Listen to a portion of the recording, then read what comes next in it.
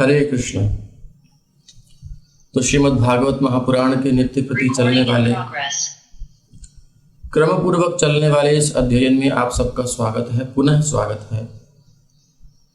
भगवान श्री कृष्ण ही शब्दों के रूप में हमारे समक्ष उपस्थित हैं, श्रीमद् भागवत के मंत्रों के रूप में अथवा श्रीमद् हरिनाम के रूप में। भगवान ही हमारे मध्य उपस्थित हैं। हमारा कर्तव्य है कि हम बड़ी सावधानी से भगवान का सम्मान करते हुए प्रत्येक शब्द को पीने का प्रयास करें। यद्यपि हम असावधान हैं, लेकिन फिर भी एक प्रयास करना चाहिए सावधानी का, ताकि ये मनुष्य जीवन व्यर्थ ना हो जाए। बहुत दुर्लभ है ये मनुष्य शरीर। अभी हम इसको केवल रटे रटाई बातें मान करके बैठ जाते हैं। हाँ ठीक है, कभी चिंतन नहीं किया हमने। चिंतन करेंगे तो एक क्षण व्यर्थ नहीं करना चाहेंगे, बहुत बड़ा नुकसान होता है। एक क्षण हम यदि मनुष्य शरीर का व्यर्थ करते हैं तो कई जन्मों तक का हिसाब किताब बन जाता है एक क्षण का। इतना इम्पोर्टेंट ये हमारे को मनुष्य शरीर मिला है, इसकी इतनी रिस्पॉन्सिबिलिटी है, जिम्मेदारी है। तो इसे समझें, न केवल अपने प्रति बल्कि परिवार में हमारे जो आश्रित हैं, जिन पर हमारा शासन चलता है, जो हमारी बात मानते हैं, उन पर भी हमारा कर्तव्य है कि अपने अधीनस्थों को, अपने प्रेमियों को, जिनसे हम प्यार करते हैं, उनको भी इस महत्ता को बताएं। नहीं तो बहुत बड़ा विनाश हो रहा है संसार में। तो इस दुखमय संसार से निकलने का और सुखमय, आनंदमय भगवत धाम में प्रवेश करने का ये एक सुनहरा अवसर है, गोल्डन चांस है। और फिर उसमें भी गोल्डन अवतार श्री चैतन्य महाप्रभु की कृपा से हम बहुत सरलता से भगवान के धाम जा सकते हैं। और उसमें भी श्रीमद् नित्यानंद प्रभु की कृपा से और सरलता से, और उसमें भी श्रील प्रभुपाद जी की कृपा से हम मात्र 4 नियम पालन और 16 माला जब एटलीस्ट इतना तो कर लें, और जीवन से धीरे धीरे अनर्थों को दूर होने दें। तो कल हम यही सुन रहे थे कि किस प्रकार से श्रीमद् भागवत के 7वें स्कंध के 4थे अध्याय का प्रारंभ हो चुका था, और 19वें श्लोक में हमने ये देखा कि हिरण्यकशिपु जैसा व्यक्तित्व, जो कि भौतिकतावादी व्यक्ति, यानी कि संसार के मजे लेने वाला, ऐसी अपनी सरल भाषा में कहें, संसार का मजा लेने की जो इच्छा हमारी है, उस मजा लेने की टेंडेंसी में वो नंबर 1 था। लेकिन उसको भी अपने जीवन में संतोष नहीं है।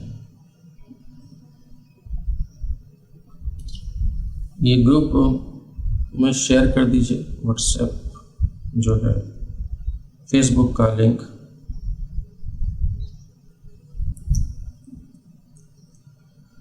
तो उसको भी जो है संतोष नहीं हुआ, किसी प्रकार का आनंद नहीं हुआ।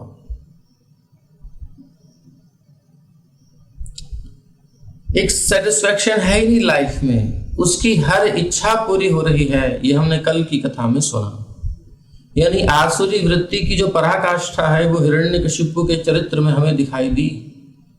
यानी संसार का एक भौतिकतावादी व्यक्ति जिस मकाम पर पहुंचना चाहता है, जिस शिखर को स्पर्श करना चाहता है, वो हिरण्यकशिपु ने कर लिया था।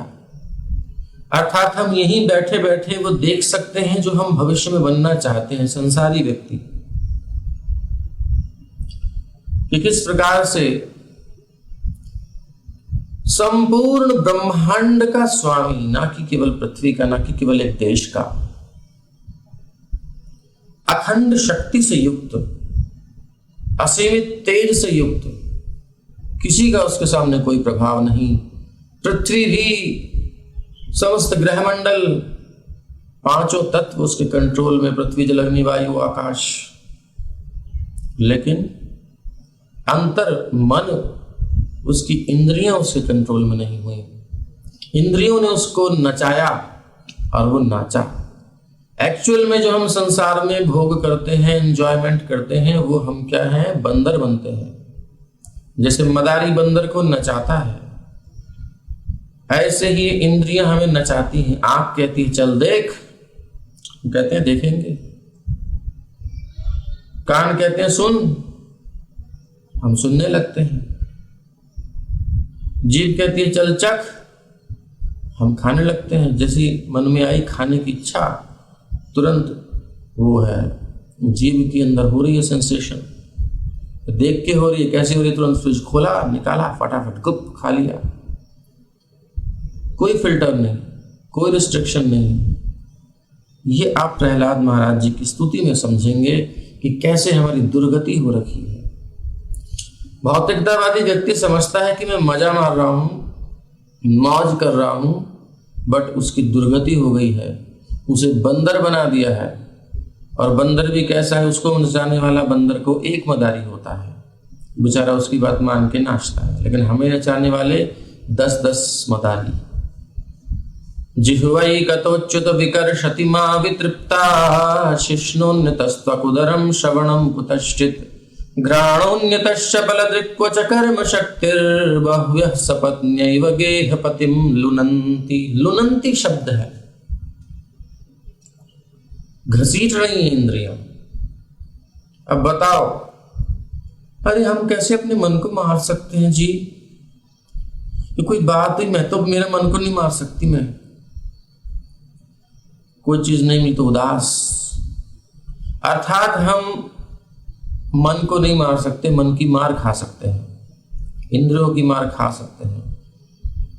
तो जब कोई पशु गलती करता है, तो जब शेर गलती करता है, सीट पे ठीक से नहीं बैठता है, कुछ गड़बड़ करता है, तो जो उसका नचाने वाला है सर्कस में, वो चाबुक फटकारता है। उसे भूखा रखा जाता है, उसे खाने को नहीं दिया जाता, गुलाम बना के रखा जाता है। तो जैसा कहता है वैसा करता है, चाबुक फटकारता है। ऐसे ही इंद्रियां हमें चाबुक मारती रहती हैं।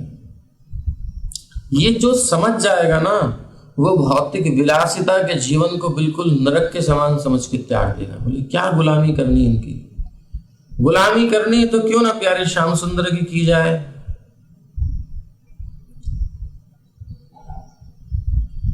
इनके आदेश को मानने में क्या दोष है? माया की गुलामी, इंद्रियों की बात मान करके हम बंधते जा रहे हैं, हम फ्रस्ट्रेट होते जा रहे हैं, डिप्रेशन में जा रहे हैं। जितने भी भौतिकतावादी एंजॉय करने वाले बाहर से दिखते हैं, अंदर उतने परेशान हैं। इसकी सीमा जब प्रभुपाद जी विदेश में गए थे, हिप्पियों के यहाँ देखने को मिली। हर काम उन्होंने कर लिया था।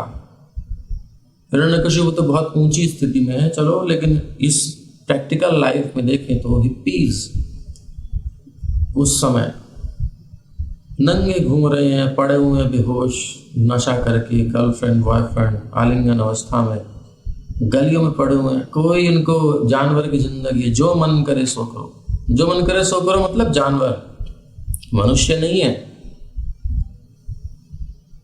क्योंकि जानवर के पास कोई नियंत्रण नहीं होता, बस चलना होता है इंद्रियों के वेगों के अनुसार। तो उस जीवन में भी उनको सेटिस्फैक्शन नहीं था। फिर प्रभुपाद जी ने उनको हरिनाम दिया, हरि कथा दी, भगवत प्रसाद दिया।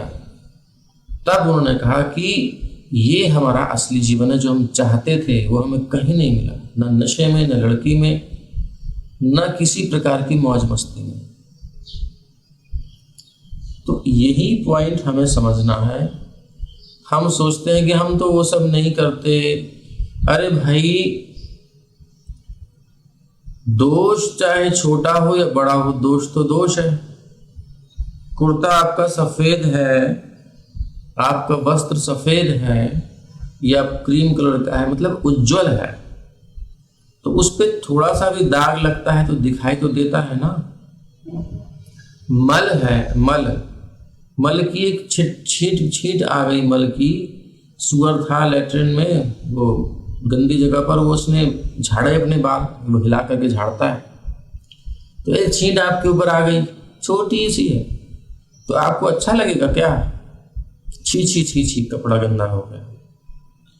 तो चाहे थोड़ा सा ही हो, लेकिन गंदापन तो है। इसलिए हमें ये सावधान रहना है थोड़ी सी भी वासना हो, निजेंद्रिय प्रीति वांछा, अपने सुख की इच्छा, वो गंदगी है।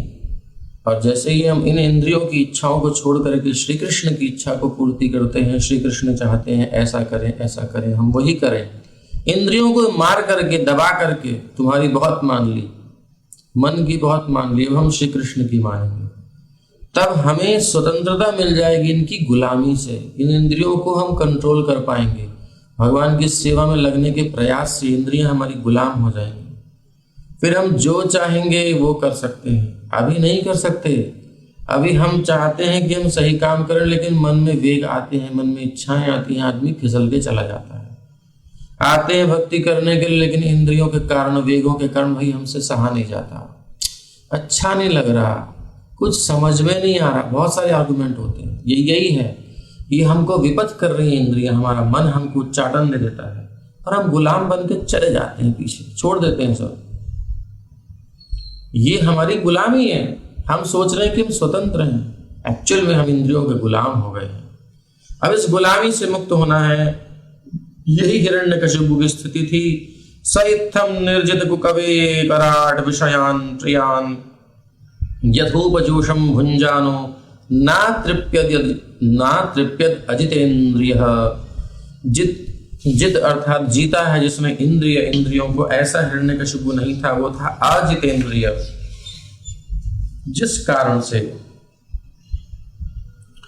अजितेंद्रिय होने के कारण से ना तृप्यत, उसे तृप्ति नहीं हो रही थी, सेटिस्फैक्शन नहीं था, संतुष्टि नहीं थी।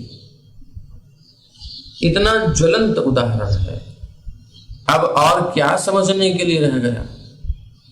फिर भी यदि हम अपने मन की गुलामी नहीं छोड़ना चाहते, इंद्रियों के दास बने रहना चाहते हैं, गोदास, तो फिर हमको नरक में जाने से कोई नहीं रोक सकता।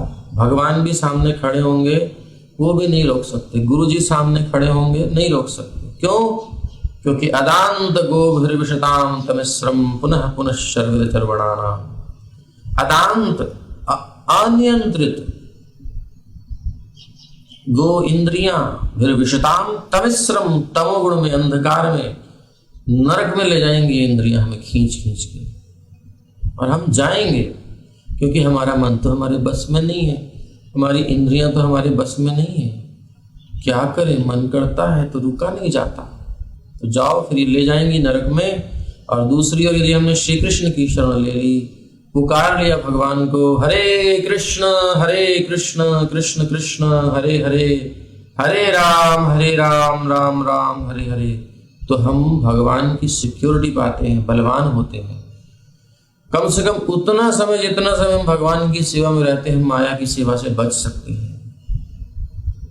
और धीरे धीरे अभ्यास करें अधिक से अधिक भगवान की सेवा में लगने का, श्री कृष्ण सेवा करने का। इसीलिए हमने श्री कृष्ण सेवा ग्रुप बनाया था।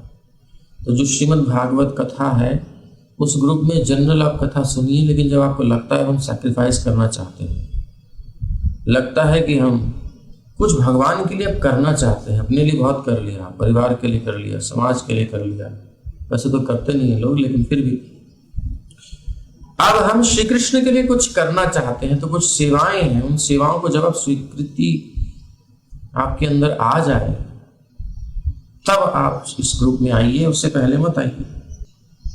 बस एक ही अंतर है कि जब सेवा करता है ना, सेवा करने वालों की कुछ समस्याएं होती हैं, भाई ये समस्या है, वो समस्या है, ऐसे नहीं कर पा रहे, वैसे नहीं कर पा रहे। तो जो सेवक है उसको थोड़ा स्पेशल केयर होती है।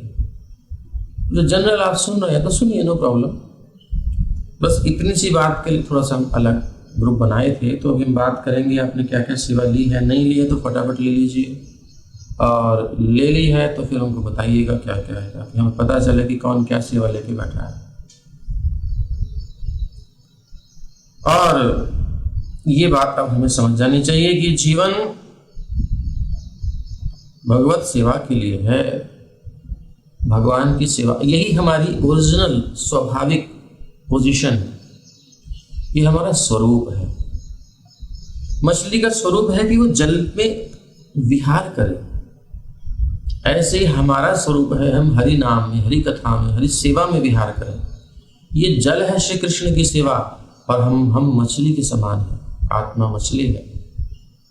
जब तक ये श्री कृष्ण सेवा के जल में नहीं बहेगी, और सेवा का जल पर्याप्त होना चाहिए, सेवाओं की कमी नहीं होनी चाहिए, फुर्सत नहीं होनी चाहिए इंद्र तृप्ति की, बोले टीवी देखने का टाइम नहीं है, फालतू की गपशप का टाइम नहीं है, लगे रहते हैं घंटों तक फोन पर, बेकार की बात में, काम की बात हो अच्छी बात है, कृष्ण मध्य में चलेगा, व्यर्थ में नहीं। ऐसे इन सब चीजों को छोड़ करके, गुलामी छोड़ करके हम स्वतंत्रता को चाहें, इस हिरण्यकशिपु की तरह ना तृप्यत जितेंद्रिय ना बने, तो ये आसुरी जीवन का एक उदाहरण है। समस्त दिशाओं को वश में करने की शक्ति प्राप्त करके और यथासंभव सभी प्रकार की इंद्र तृप्ति का भोग करने के बावजूद हिरण्यकशिपु असंतुष्ट रहा, तो हम कहां से संतुष्ट हो जाएंगे थोड़े थोड़े भोगों में? क्यों संतुष्ट नहीं रहा? क्योंकि वो अपनी इंद्रियों को वश में करने की जगह पर उनका दास बना रहा। तो अब आप दास बनना चाहते हैं इंद्रियों के, या आप इंद्रियों के स्वामी बनना चाहते हैं? नौकर या मालिक, डिसीजन हमारा है।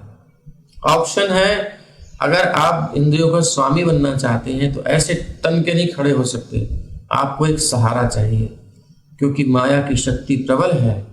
माया दुरत्यया, मम माया दुरत्यया, नहीं पार जा सकते, आपको एक सहारा चाहिए, और वो सहारा है श्री कृष्ण।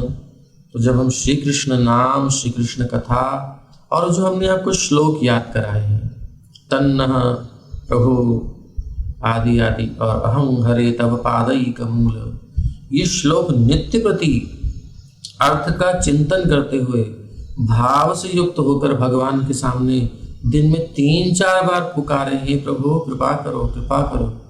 सच्चाई में इसको भगवान को निवेदन करें, अंतःकरण में बार बार प्रार्थना करते रहें, हर 10-15 मिनट में भगवान से प्रे करते रहें, प्रभु कृपा करो, कृपा करो, इन दास्ताओं से मुक्त करो, ये गुलामी कर करके जन्म बीत गए हमारे, अब अपनी सेवा प्रदान करो, निज सेवा सुख प्रदान करो। तो श्री कृष्ण आपकी सच्ची उत्कंठा को देख करके आपके हृदय में ही बैठे हैं, इन वेगों को थोड़ा रिड्यूस कर देंगे। ये वेग जो सेंसेशंस बड़ी तेज होती है ना, कि आदमी रुक नहीं पाता है गलत काम करते करते, वेग कंट्रोल नहीं होते हैं, फिर कृष्ण कृपा से अंदर से ही वो सिस्टम होगा, आपके वेग नियंत्रित होने लगेंगे। जितनी गंभीरता से हम चाहेंगे भगवान की सेवा, और सेवा अवसर आने पर पीछे नहीं जाएंगे, उतनी ही अवस्था आएगी हमारी इंद्रियों पर विजय प्राप्त करने की। तो पैरेलल चल रही दोनों चीजें। जितना हम प्रार्थना करेंगे श्री कृष्ण सेवा की, और फिर सेवा श्री कृष्ण देंगे, उसमें हम लगने का प्रयास करेंगे, फिर प्रार्थना करेंगे कि सेवा में लगे रहें, ऐसी कृपा कीजिए, भोगों से आसक्ति नष्ट हो, इंद्रियों पर विजय प्राप्त कर सकें, ताकि आपकी सेवा अच्छे से कर सकें। तो भगवान उतनी कृपा करते हैं और आपकी इंद्रियों के वेगों को दमित करते हैं। ये यम और नियम हमारे नेचुरल पालन हो जाते हैं जब हम श्री कृष्ण सेवा करते हैं। और फिर एक स्थिति आती है, फिर जब आंख खोलेंगे तभी खुलेगी, अभी भी खुलती है, बट हमको पता नहीं होता कि हमारी इच्छा हो रही है। जैसे विश्वामित्र मुनि समाधि में बैठे थे, लेकिन छन छन सुनाई दी, मन खिंच गया, यार ये आवाज कहाँ से आ रही, कान ने कही बहुत सुंदर ध्वनि है, कोई छोरी आई है, जल्दी से देख। विश्वामित्र मुनि का मन, और वो सुगंध आ रही थी क्योंकि अप्सरा है स्वर्ग की। नासिका ने कहा देख ले देख ले। अब वो तो नेत्र बंद करके बैठे हैं, इंद्रियों को संयमित कर रहे हैं, लेकिन अपने बल से, भगवान का आश्रय उस समय नहीं था। तो फिर आंखें खुली ही गई, कान चले गए, नासिका चली गई, आंख भी खुल गई, तो रूप का दर्शन भी हो गया, और चल पड़ गया माया का पाश, भूल गए कितना समय बीत गया। माया ऐसी आकर्षण करती है कि पता नहीं चलता है कि हम जा रहे हैं या कोई हमें ले जा रहा है, हम कर रहे हैं या कोई हमसे करा रहा है, अभी हमको यही नहीं पता। साधना में जब साधक आगे बढ़ता है तो उसको रियलाइज होता है कि यार मैं तो गुलामी कर रहा हूं इनकी, जो भी थॉट आ रहा है वो हमको खींच के ले जा रहा है। तभी तो आदमी पागल हो जाता है, विचारों पर नियंत्रण नहीं कर पाता, वो दास होता है। विचार आए जा रहे हैं, आए जा रहे हैं, आए जा रहे हैं, एक के बाद एक चीजें आई जा रही हैं, कंट्रोल ही नहीं है, इसलिए वो पागल हो जाता है, हॉस्पिटल में जाता है, फिर इंजेक्शन दिया जाता है, उसको नींद की गोलियां दी जाती हैं ताकि निद्रा आए, विचार थमे उसके। ये एक्सटर्नल प्रयास है। क्यों नहीं हम भगवान की कथा में मन को लगाएं, भगवान की सेवा में अपने आप को लगाएं, ताकि हमारा मन स्वतः नियंत्रित हो जाए। तो अगर आप मेडिकल साइंस की दृष्टि से देखेंगे तब भी भागवत सुनना आपके रोगों को नष्ट कर देगा, बहुत सारी समस्याओं का समाधान हो जाएगा। हर प्रकार की औषधि है श्रीमद् भागवत, लेकिन कोई गंभीरता से नहीं। तो ये आसुरी जीवन का एक उदाहरण है। भले ही नास्तिक जन भौतिक दृष्टि से प्रगति कर लें और इंद्रियों की तृप्ति के लिए अत्यंत सुखमय परिस्थिति उत्पन्न कर लें, बहुत सुंदर व्यवस्था कर ली, कमा कमा के भर लिया है घर, गाड़ी भी भर लिया, बढ़िया कर ली है, लेकिन इंद्रियों के वशीभूत होने के कारण वो कभी तुष्ट नहीं होते, अंदर से सेटिस्फैक्शन नहीं आता। वो जिस स्केल पर जी रहे हैं ना, वो सोचते हैं कि हम सेटिस्फाइड हैं, बट ऐसा होता नहीं है। और जब कभी कोई चीज जीवन से जाती है तो एकदम खालीपन महसूस होता है, उनको लगता है यार हम तो कहीं भी नहीं है।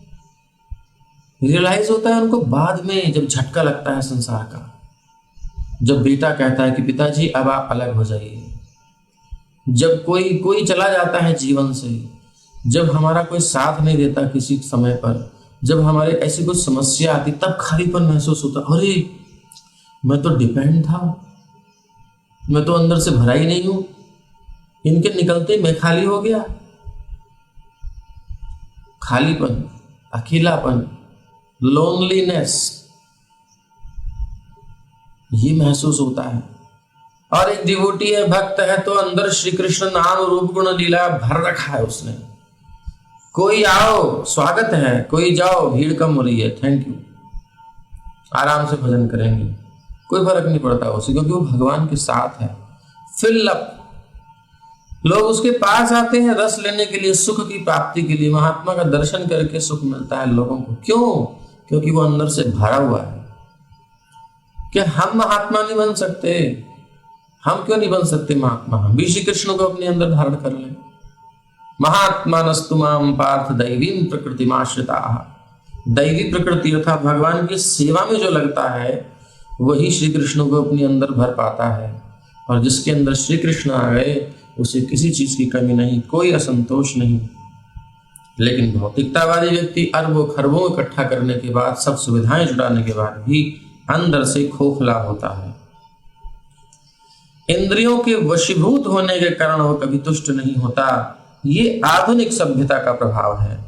भौतिकतावादी व्यक्ति धन और स्त्रियों का भोग करने में बहुत आगे बढ़े चढ़े रहते हैं, फिर भी मानव समाज में असंतोष व्याप्त रहता है। क्यों? क्योंकि कृष्ण भावनामृत के बिना मानव समाज कभी सुखी और शांत नहीं रह सकता, ये निश्चित है।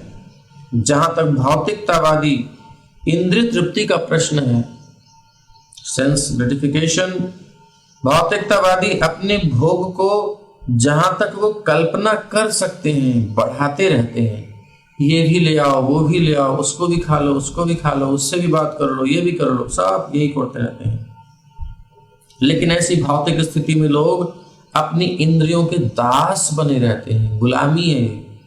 इसलिए वो संतुष्ट नहीं रहते, क्योंकि हम गुलाम बनने के लिए नहीं है इंद्रियों की।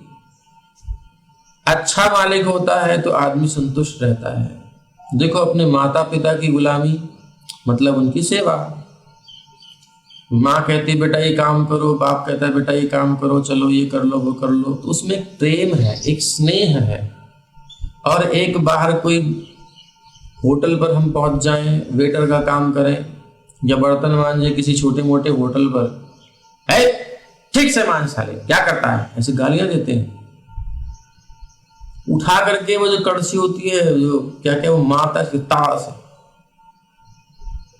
तो वो भी गुलामी है, वो जबरदस्ती। वेटर थोड़ा सा कुछ गिर गया, किसी कहीं कुछ गलती हो गई, गालियों की बौछार होती है। वो गालियां हम नहीं बोलेंगे, देखिए सब पगार कट जाती है, बड़ा भयभीत रहता है, मजबूरी है। तो अब कौन सी गुलामी अच्छी है? मानो दोनों गुलामी है, मान लो दोनों सेवा है। आप कहते हो कि सेवा है दोनों, चलो ठीक है, तो कौन सी सेवा अच्छी है, कौन सी गुलामी अच्छी है? माता पिता की बात मानना या किसी थर्ड पर्सन की जो कि बड़ा क्रूर है उसकी बात मानना। तो ये इंद्रियां हमारी बड़ी क्रूर हैं। जब ये माया की इंद्रियां हैं, माया की ओर जब खींचती हैं तो गिनती नहीं है, कुछ रगड़ देती हैं। इसीलिए व्यक्ति भोग कर करके रोग से ग्रसित हो जाता है, क्योंकि उसकी लिमिट ही नहीं है। जब तक उसकी स्थिति खत्म ना हो जाए छोड़ती नहीं है। इवन बेड पर पड़ा हुआ होता है फिर भी उसकी कामना रहती है, फिर भी उसकी इच्छा रहती है भोग की। ऐसा रगड़ती है ये। और कुछ कुछ शक्तिशाली द्रव्यों का सेवन करके व्यक्ति भोग करना चाहता है। ये क्या है? जबरदस्ती उसके साथ की जा रही है और वो सोचता है कि मैं फ्री हूं। कितना बड़ा ज्ञान है। और दूसरी तरफ श्री कृष्ण कहते हैं, मन मना भव मद भक्तो मद्याजी मां नमस्कुरु। मेरा नाम जपो सततम कीर्तयन्तो मां, मेरी सेवा करो, मुझे नमस्कार करो। इसमें जो आह्लाद मिलता है अपने माता पिता के चरण स्पर्श करना और किसी दुष्ट मिस्टर के या मिस्ट्रेस के जो है हम चरण स्पर्श करें, उसके लात खाएं, चरण उसके पैरों को चूमें, वो कितनी दुर्दशा है उस व्यक्ति की। ऐसा होता है संसार में। तो वो गुलामी की प्रथा अच्छी नहीं है। समझ जाइए जितनी जल्दी हो सके, इंद्रियों के दास बनने में कोई संतोष नहीं है। हिरण्यकशिपु देखने में लग रहा है इसने सबको कंट्रोल कर लिया, पूरी दुनिया इसके कब्जे में हो गई, लेकिन बेचारा तुष्ट नहीं है। हिरण्यकशिपु मानवता की इस असंतुष्ट दशा का ज्वलंत उदाहरण है, जलता हुआ, बिल्कुल बड़ा धधकता हुआ उदाहरण है कि इतना सब होने के बाद उसको सेटिस्फैक्शन नहीं है। अर्थात वह अभी गुलाम है, मुक्त नहीं हुआ। और पराधीन सपने हूं सुख नाही, जो पराधीन दूसरे के अधीन होता है वो सपने में भी सुख प्राप्त नहीं करता। हमें सुख नहीं मिल सकता। सुख चाहिए तो श्री कृष्ण की सेवा में आइए। तो आगे चलते हैं। एवमैश्वर्य मत्तस्य दृप्तस्योच्छास्त्रवर्तिनः कालो महान व्यतीयाय ब्रह्म शापमुपेयुषः। इस प्रकार अपने ऐश्वर्य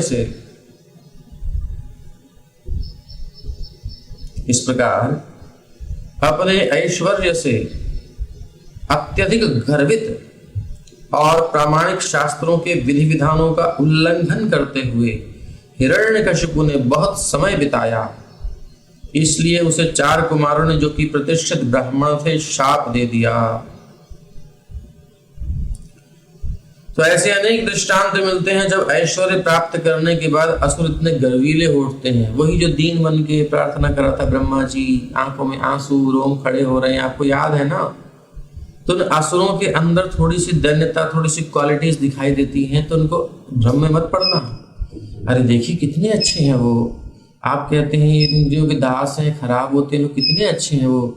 थोड़ा सा उसकी इंद्र तृप्ति में बाधा आए, फिर देखो कैसा असुर बनता है वो। उसको मौका मिले तो सही। अथवा जो कुछ वो दैन्यता दिखा रहा है, मिलनसारता दिखा रहा है, उसके पीछे उसका कोई भोग का उद्देश्य है, आप नहीं पकड़ पा रहे। संसारी व्यक्ति कभी भी सोबर नहीं, अच्छा नहीं हो सकता।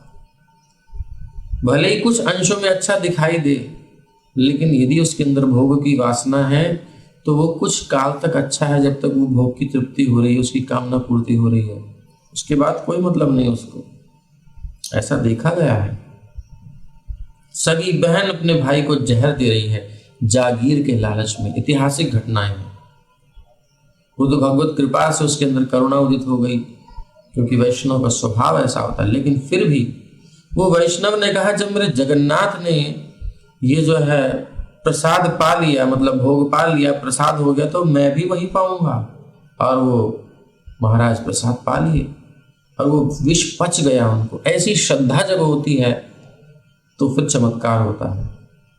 और उस बहन को उन्होंने अपने साथ घर में रखा जिसने जहर दिया। ऐसी अलग अलग कथाएं हैं। तो वैष्णव का स्वभाव ऐसा है जो जितना प्रगत है।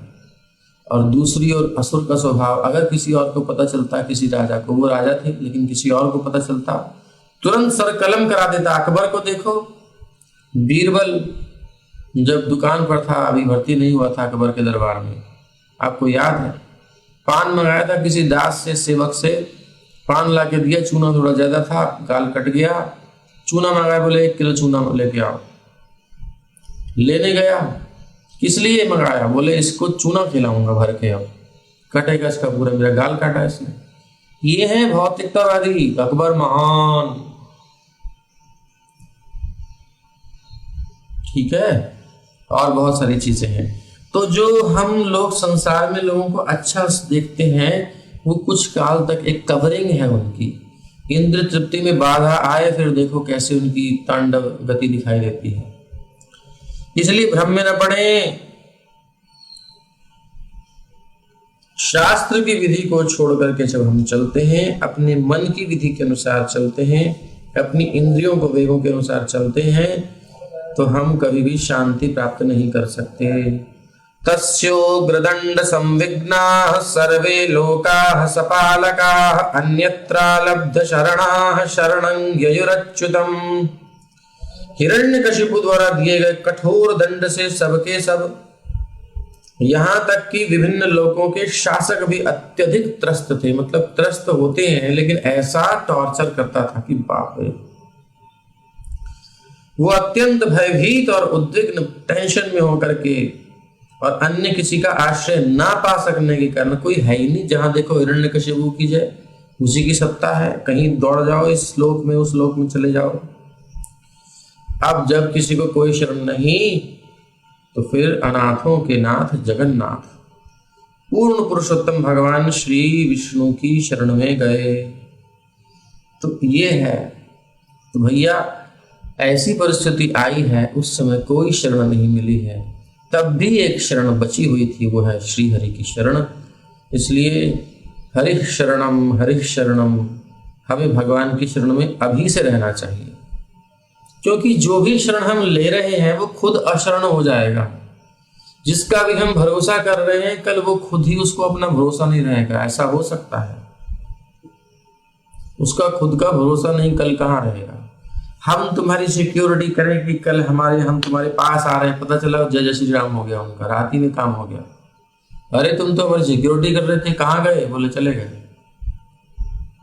किसी का कोई भरोसा नहीं है। अशरण, भगवान की शरण को छोड़ करके कोई शरण नहीं है। अशरण शरण श्री हरि हैं, उनकी शरण में समस्त देवता आदि गए। तस्यै नमोस्तु काष्ठायै यत्रात्मा हरिरीश्वरः यद्गत्वा न निवर्तन्ते शान्ताः सन्न्यासिनो मलाः इति ते संयतात्मानः समाहितधियो मलाः उपतस्थुर्हृषिकेशं विनिद्रावायुभोजनाः।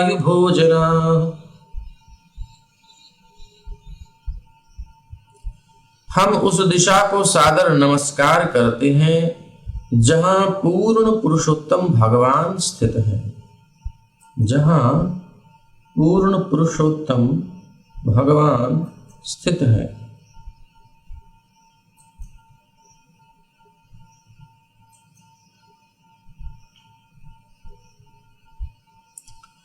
जहां सन्यास आश्रम में रहने वाले विशुद्ध आत्मा महान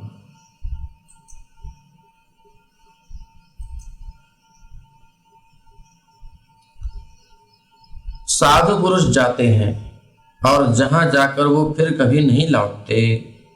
बिना सोए अपने मन को पूरी तरह वश में करके और केवल अपनी श्वास पर जीवित रहकर, यानी कुछ खाना पीना छोड़कर सांस लेते हुए, अर्थात केवल सांस चल रही है, बाकी कुछ भोजन नहीं ग्रहण कर रहे।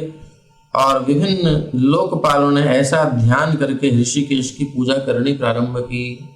यानी अब एंजॉयमेंट बंद, अब तो समस्या बड़ी गंभीर है, कोई आश्रय है नहीं, और इसमें हमको रहना ही पड़ेगा। एक ही रास्ता बचा है, भगवान की शरण। तो ऐसी स्थिति में देखो कैसे किया है सबने। भगवान की दिशा को प्रणाम किया कि प्रभु उस दिशा में है, आपको जय जयकार हो। जैसे हम जहाँ भी हो वहाँ से वृंदावन को प्रणाम करें, वहाँ से जगन्नाथपुरी को प्रणाम करें, अयोध्या को, द्वारिका को, धाम जहाँ पर भी भौतिक दृष्टि से हमको समझ में आ रहा है, वहीं से उस दिशा में हम प्रणाम करें। तो भी हमको भगवान के धाम को प्रणाम करने का फल मिल जाता है। ऐसे ही देवताओं ने भगवान के क्षीर सागर शयन करने वाले ठाकुर जी को प्रणाम किया, उस दिशा को प्रणाम किया जहाँ संन्यास के बाद व्यक्ति पहुँचता है और जहाँ जाकर फिर कभी लौटता नहीं, यानी इतनी सिक्योरिटी है, उसको टेंशन नहीं होती, वो लौटना ही नहीं चाहता। यार यहाँ मजे से रहेंगे। मजा असली क्या है? भगवान के गुणगान करने में जो मजा है वो कहाँ है? जैसा भी शरीर हो, लेकिन जब कथा में कभी मन प्रवेश कर जाए तो सब भूल जाते हैं ना। प्रवेश कर जाए बस तो एक आनंद मिलता है। नाम में अगर मन डूब जाए तो एक आनंद मिलता है। तो ये है बिना सोए। अब ये सो भी नहीं रहे, सोना भी एक तरीके से भोग है। इसलिए हमारे गोस्वामी कम से कम सोते थे, 2 घंटा सो लिए तो सो लिए। इवन श्री प्रभुपाद जी 4 घंटा 3 घंटा मात्र सोते थे, वो दिखाने के लिए थोड़ा रेस्ट कर लिया, और अधिक से अधिक भगवान की सेवा में लगे रहते थे। और हम लोग कितना सोते हैं? हमारी नींद कम होनी चाहिए, 6 घंटे से ज़्यादा नहीं होनी चाहिए। कोई बीमार है अलग बात है। तो अपने मन को एक तो सोना इन्होंने बंद ही कर दिया, और अपने मन को अब नींद कहाँ से आएगी महाराज? वैसे ही टेंशन है, जब देखो हिरण्यकशिपु की कौन सी जो है चिंगारी भड़क जाए, कौन सा आदेश उसका आ जाए, गुलाम तो है। तो सोना क्या? तो सोना भी, इनकी तो नींद उड़ गई थी वैसे भी। तो बिना सोए अपने मन को पूरी तरह वश में करके, अब मन जो है भयभीत नहीं होना, अब किसी के बारे में नहीं सोचना, सब तरफ से मन समाहित करके खींच करके भगवान में लगा देना है। केवल अपनी श्वास पर रहकर बिना कुछ खाए पिए। विभिन्न लोकपालों ने ऐसा ध्यान करके ऋषिकेश की पूजा करनी प्रारंभ की।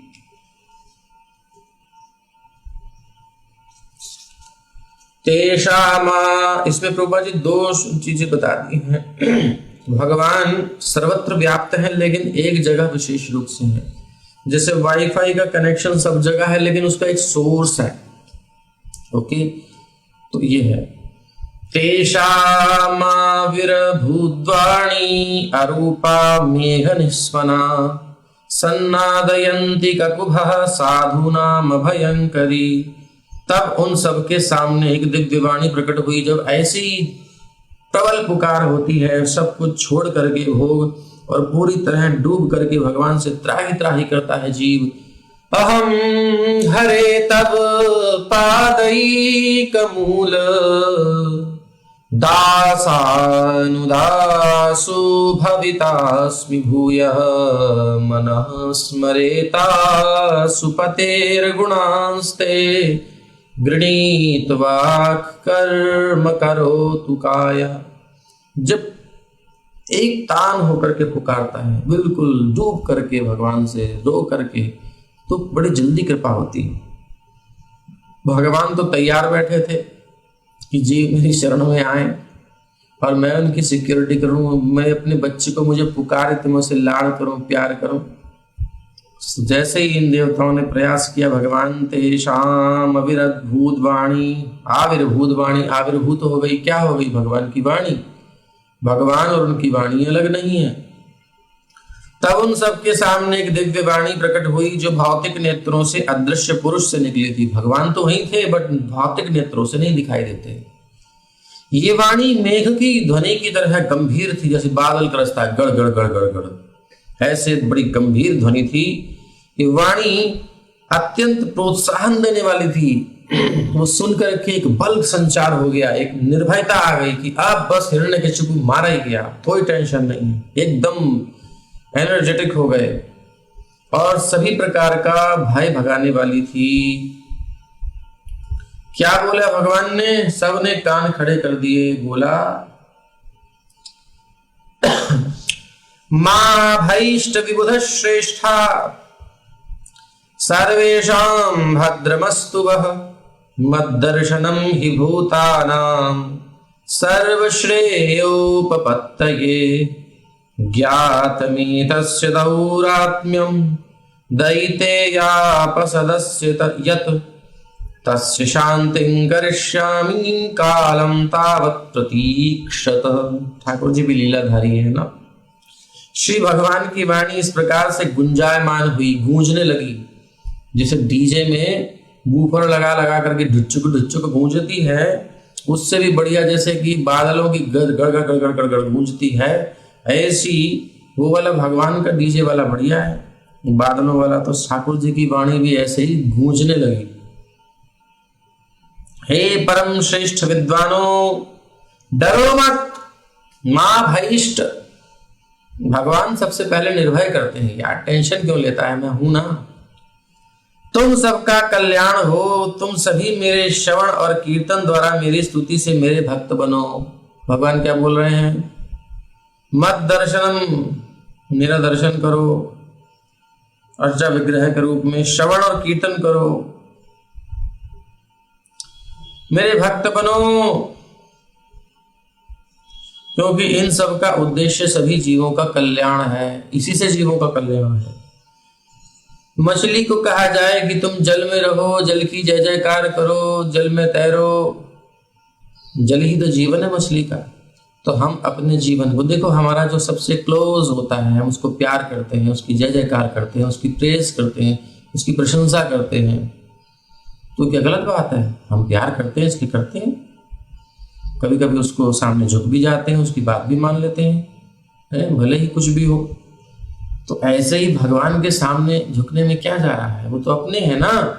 हमारी आत्मा की आत्मा यानी परमात्मा है, वही अपने क्लोजेस्ट है, उनसे निकट कोई नहीं है हमसे। हम सब हमसे दूर हैं, हम सबसे दूर हैं। एक मान्यता है कि तुम मेरे दिल के टुकड़े, तुम मेरा जिगर, तुम मेरी जान, ये सब कहने की बातें हैं। पीछे कितनी जान थी हमारी, कहाँ चलेगी पता नहीं, आगे कितनी आने वाली हैं, जो दिख रही हैं अभी चली जाएंगी। एक्चुअल में परमात्मा हमेशा हमारे साथ थे, हैं और रहेंगे, इनके बिना हमारी सत्ता ही नहीं है। तो इनसे हर बात करने में लाभ है।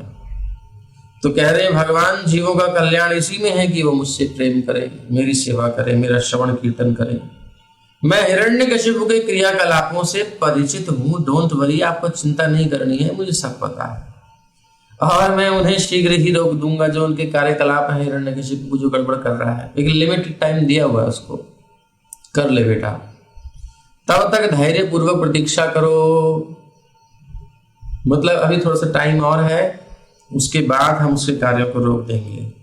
तो यानी कि भगवान हमको सीमित छूट देते हैं अपनी मनमानी करने की, और उसके बाद ये रियलाइज करने की कि तुम इससे संतुष्ट नहीं हो सकते, करके देख लो। क्योंकि जबरदस्ती करेंगे तो फिर हमारे मन में रहेगी कि तो जबरदस्ती लगाए पड़े अपनी सेवा में, करने नहीं देते मौज मेरे को। भगवान कहते हैं बेटा चल, लिमिटेड वारंट, थोड़ा सा टाइम देता हूं, करके देख ले। और हम सब वही काम कर रहे हैं संसार में। जो भी संसार में आया है वो मौज करने आया है, और मौज सोच पे पड़ गया मौज करते करते कि यार मैं कर क्या रहा हूं। इसलिए डॉक्टर्स बढ़ रहे हैं, इसलिए रोग बढ़ रहे हैं। जितना व्यक्ति भोगों में पड़ेगा उतनी समस्याएं बढ़ेंगी।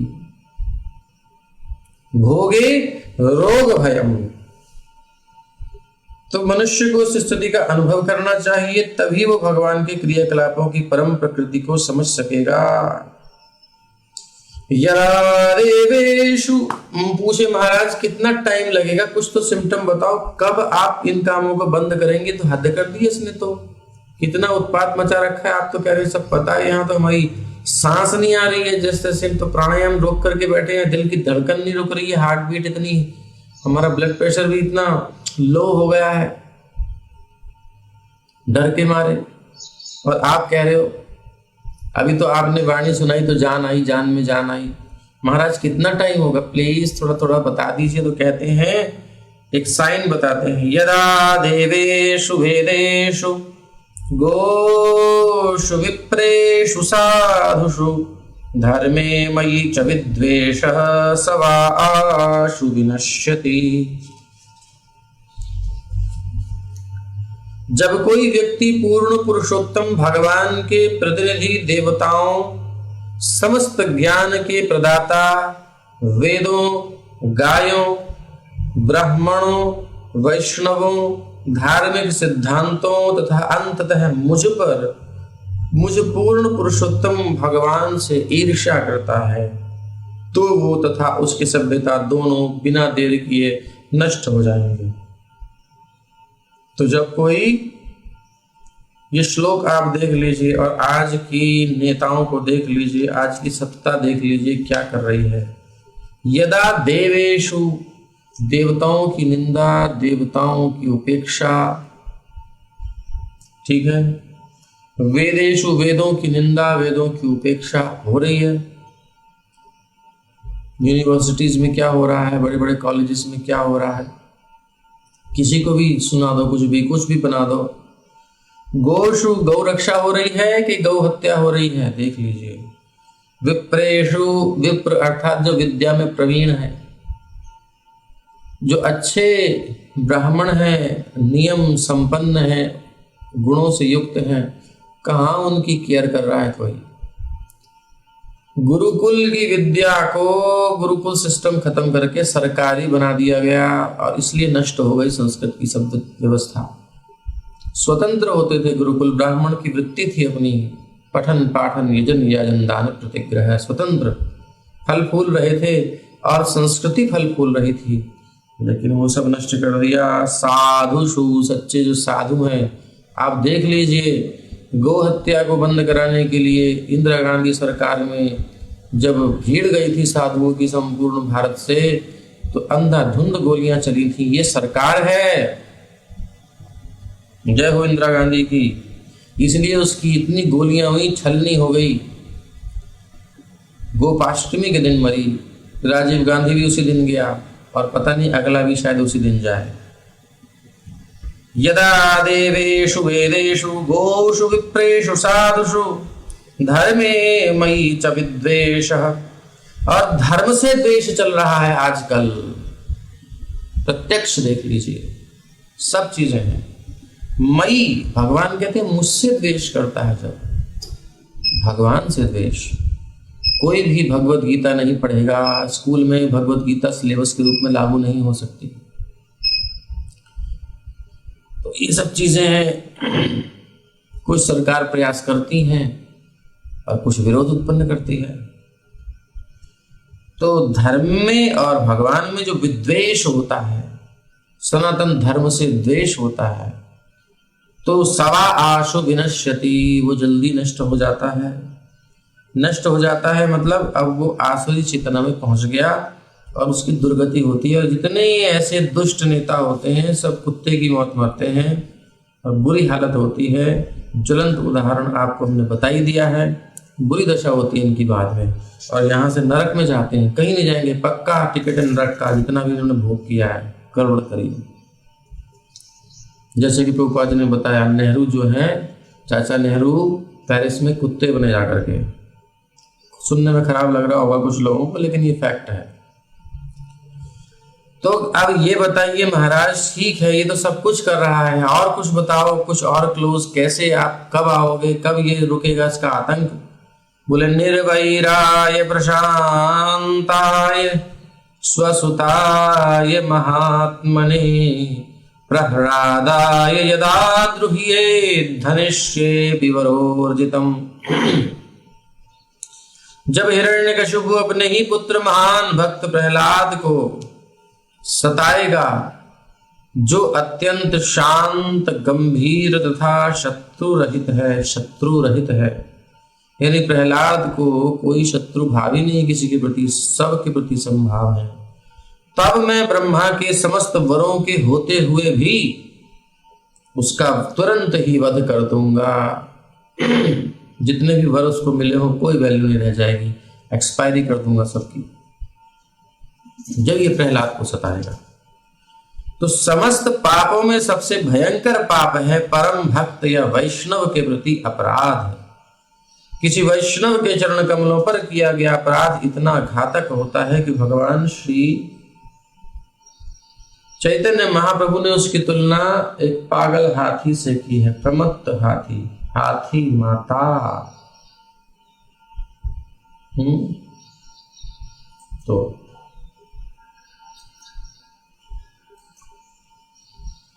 ये कुछ नहीं छोड़ता, सारी बगिया उजाड़ देता है।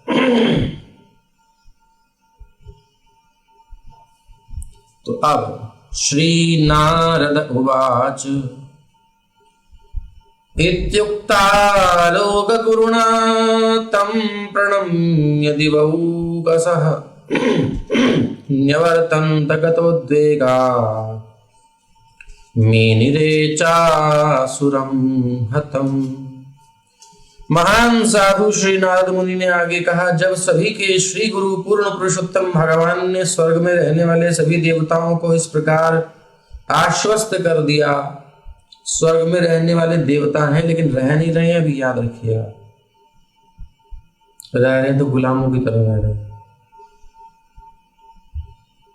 जब देवताओं को आश्वस्त कर दिया तो उन सब ने उन्हें सादर प्रणाम किया और विश्वस्त होकर लौट आए कि अब तो हिरण्यकशिपु एक प्रकार से मर ही चुका है। मन ही मन उन्होंने सोच लिया अब ज्यादा समय नहीं है। देखो, जब हमें पता चलता है कि नाक बंद करनी है, हमारी योगा टीचर ने कही तुम सांस खींचो, खींच ली, सांस रोको, अब रोक दी।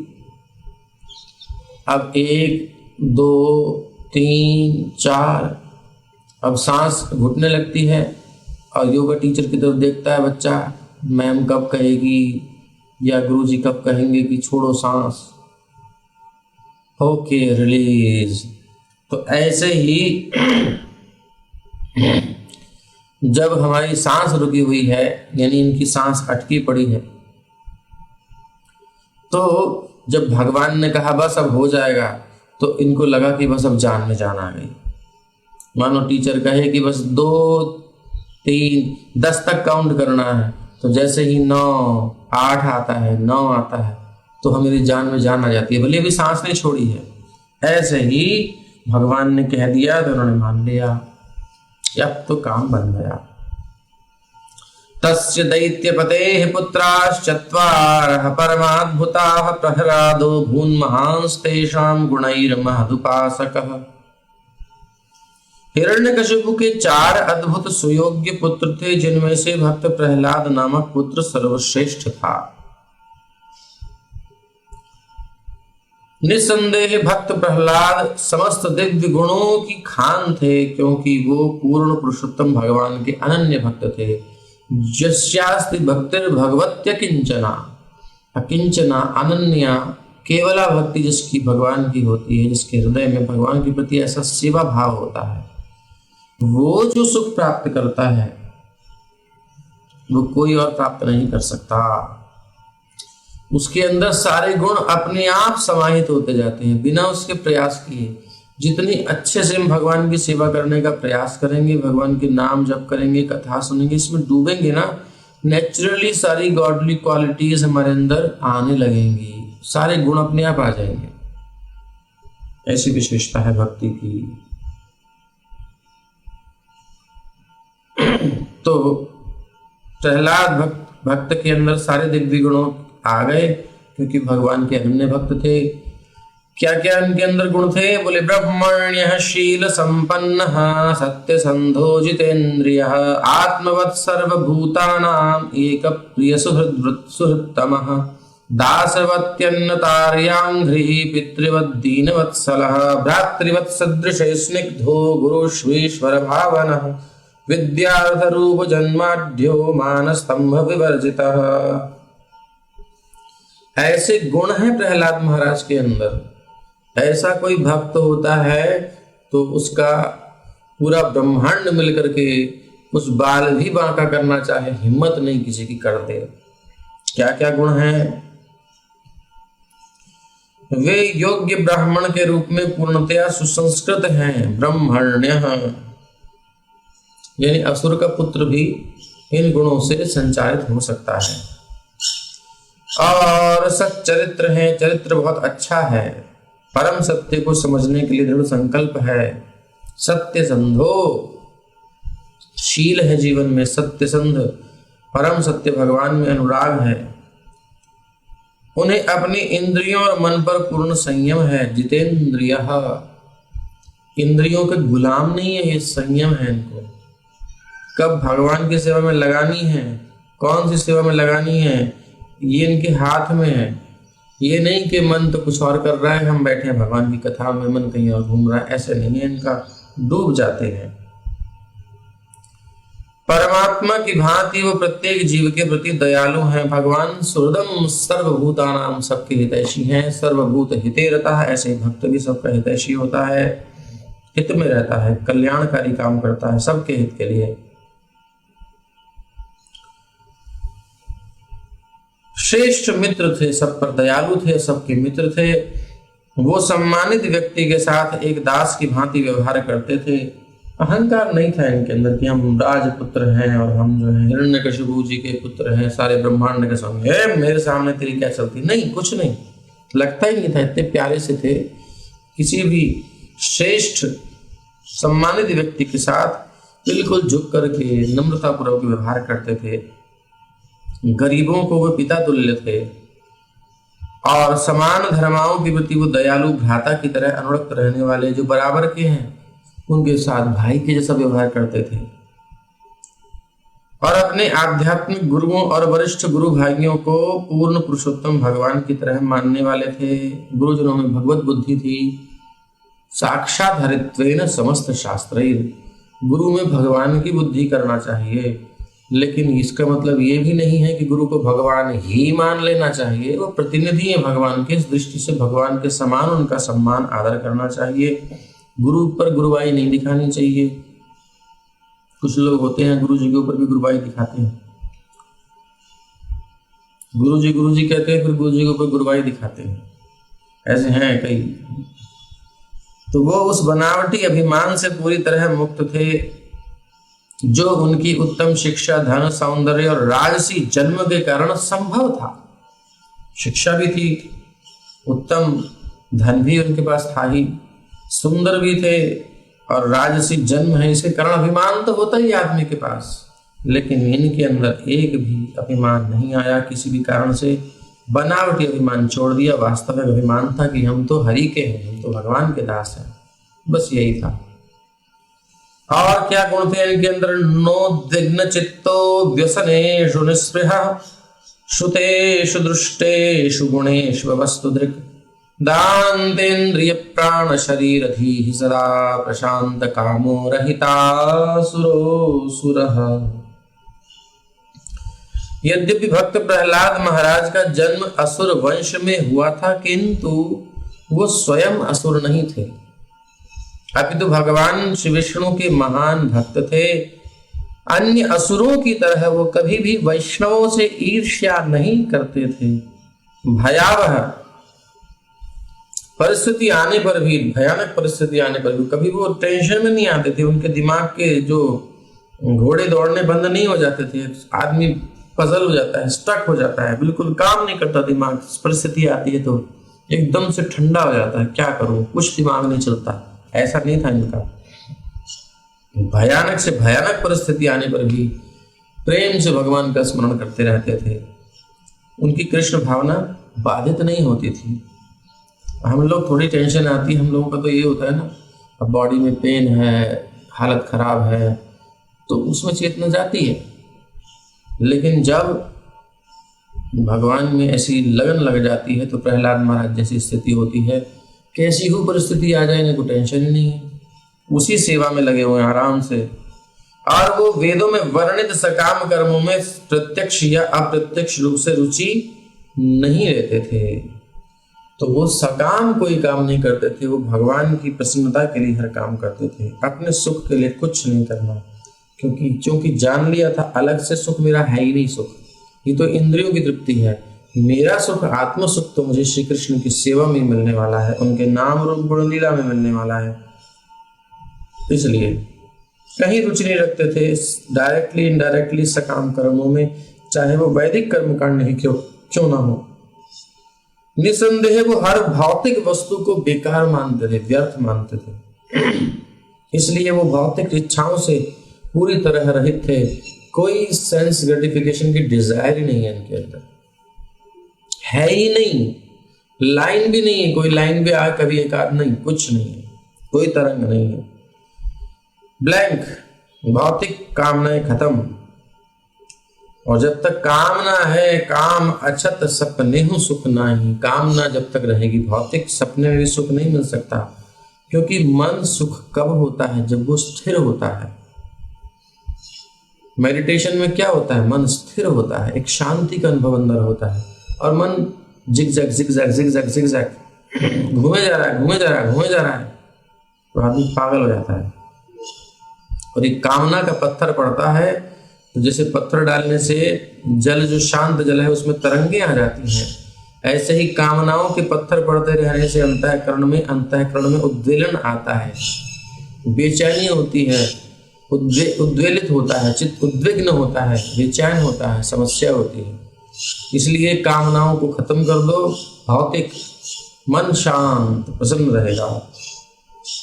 तो इनका हो गया था, क्योंकि भगवान में सेवा में तृप्त थे, भौतिक इच्छा रही नहीं गई, खत्म हो गई, मन शांत हो गया, आनंद आ गया। इसलिए वो भौतिक इच्छाओं से पूरी तरह रहित थे। वो हमेशा अपनी इंद्रियों और प्राणवायु पर संयम रखते थे। प्राणवायु पर संयम,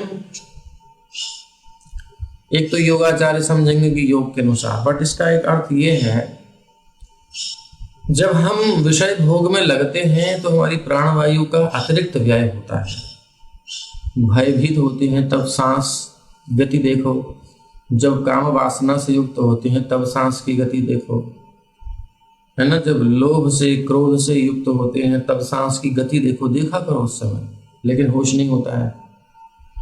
तो प्राणवायु का संयम करके हम काम क्रोध लोभ मन पर नियंत्रित कर पाते हैं। तो इनका नियंत्रण का मतलब क्या है? प्राणवायु का नियंत्रण एक तो होता है यांत्रिक विधि से, जो पतंजलि के द्वारा, एक होता है भगवान की प्रेम में डूबने के कारण। इतना चिंता रहित है, इतना रिलैक्स फील करते हैं कि इनकी सांस नेचुरली डीप ब्रीथ है, नेचुरली भगवान के प्रेम के कारण। जब आदमी रिलैक्स में होता है तो लंबी सांस होती है उसकी। जब आदमी थक कर एकदम बैठता है तो कहते ना, अब सांस आई यार, थोड़ा टाइम मिला मेरे को, ऐसा बोलता है ना। तो जब कोई भगवान की सेवा में तल्लीन होता है तो मस्त होता है। तो प्राणवायु पर संयम भी है, इंद्रियों पर भी संयम होता है, यानी संयम है कि भगवान की सेवा में ही लगाना है, कहीं और नहीं लगाना है। बुद्धि भी स्थिर होती है जिसकी प्राणवायु संयमित है। स्थिर बुद्धि और दृढ़ संकल्प होने के कारण उन्होंने संपूर्ण विषय वासनाओं को दमित कर लिया। अब कोई विषय की तरंग नहीं आती इनके अंदर, कोई डिजायर नहीं आती है। दृढ़ संकल्प है कि मैं भगवान की सेवा में रहूं, भगवान का गुणगान करूं, उनकी याद में रहना है, बस कुछ काम नहीं मुझे। स्थिर बुद्धि है, बुद्धि में भी कोई टेंशन नहीं है। तो इस श्लोक से हमें पता चलता है कि कोई मनुष्य केवल जन्म के कारण योग्य अथवा अयोग्य नहीं ठहराया जा सकता कि हाँ ये जन्म से ही अयोग्य है और इसका जन्म ऐसी जगह हुआ है, नहीं। भक्त प्रहलाद महाराज जन्म से असुर थे, फिर भी उनमें पूर्ण ब्राह्मण के समस्त गुण विद्यमान थे। ब्रह्मण्य शील संपन्न, कोई भी व्यक्ति गुरु के निर्देशन के अंतर्गत पूर्णतया योग्य बन सकता है, कोई रिस्ट्रिक्शन नहीं है शास्त्र के अनुसार। भक्त प्रहलाद महाराज इसका ज्वलंत उदाहरण प्रस्तुत करते हैं कि किस प्रकार गुरु का चिंतन करके उनके आदेशों को शांति पूर्वक ग्रहण किया जाए। यानी गुरु के आदेश का, गुरु का चिंतन मतलब गुरु के वचनों का चिंतन करना, उनके आदेशों को शांति पूर्वक ग्रहण करना। गुरु जी ने क्या बोला था वो चित्र ध्यान में आएगा, उसके बाद उन शब्दों पर ध्यान केंद्रित करते हुए अपने जीवन को उसी प्रकार ढालना। ये प्रहलाद महाराज जी का उदाहरण है। यस्मिन् महद्गुणा राजन् गृह्यन्ते कविभिर्मुहुः न ते धुना पीह्यन्ते यथा भगवतीश्वरे। हे राजन, आज भी भक्त प्रहलाद महाराज के सद्गुणों का यशगान विद्वान संतों तथा वैष्णवों द्वारा किया जाता है। जिस प्रकार समस्त सद्गुण पूर्ण पुरुषोत्तम भगवान में हमेशा विद्यमान रहते हैं, उसी प्रकार वो उनके भक्त प्रहलाद महाराज में भी हमेशा विद्यमान हैं। जो उस समय था वो अभी भी है, विद्यमान है।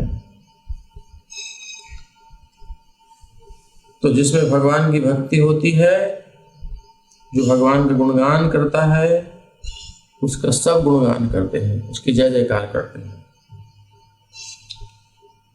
तो प्रामाणिक शास्त्र से पता चलता है कि भक्त प्रहलाद महाराज अब भी वैकुंठ लोक के साथ ही साथ इसी भौतिक जगत में सुतल लोक में रहते हैं। एक साथ दो जगह रहते हैं, ये कैसे? अरे भाई, हमारी पावर का हमें ही नहीं पता, हमको श्रिंक कर दिया गया, हमारी पोटेंसी, हमारी पावर श्रिंक सिकुड़ गई है माया के कवर में आने के कारण, भोगने के कारण।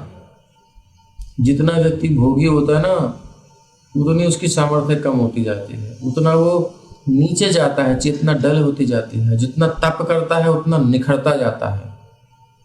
ये हम नहीं समझते, इसलिए बड़ी हिंसा हो रही है आज आदमी के साथ।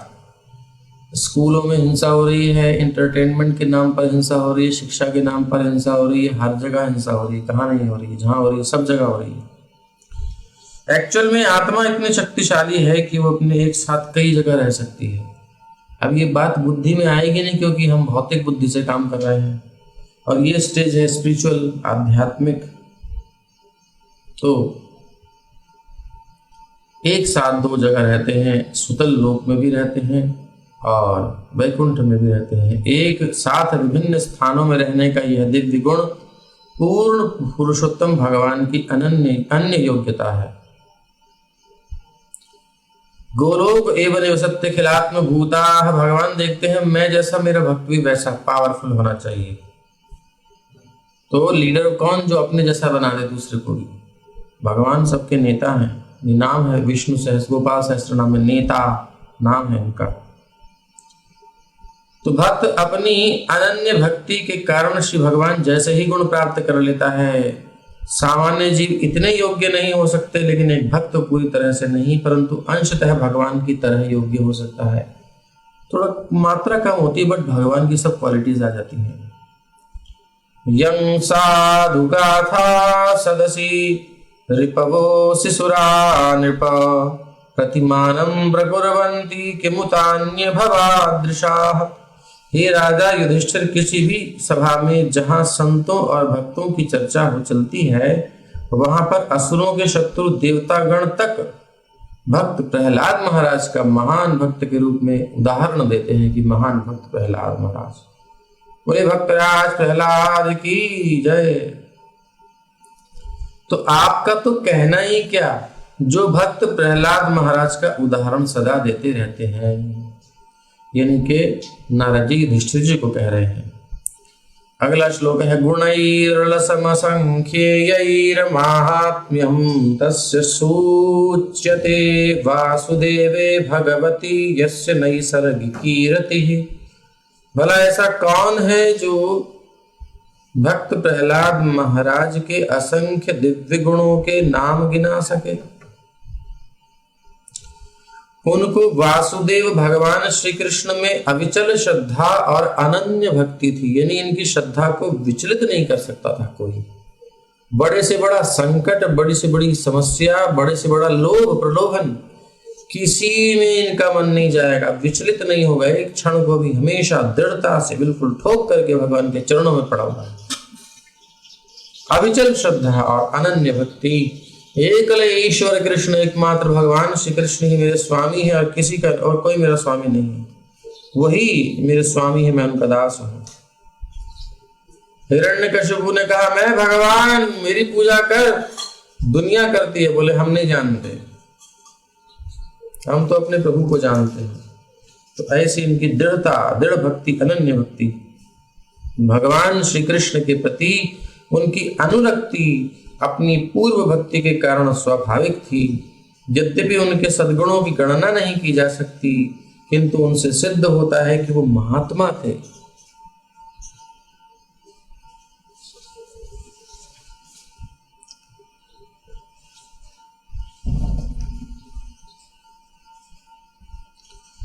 आगे उनका वर्णन करते हैं, देखो। न्यस्त क्रीडनको बालो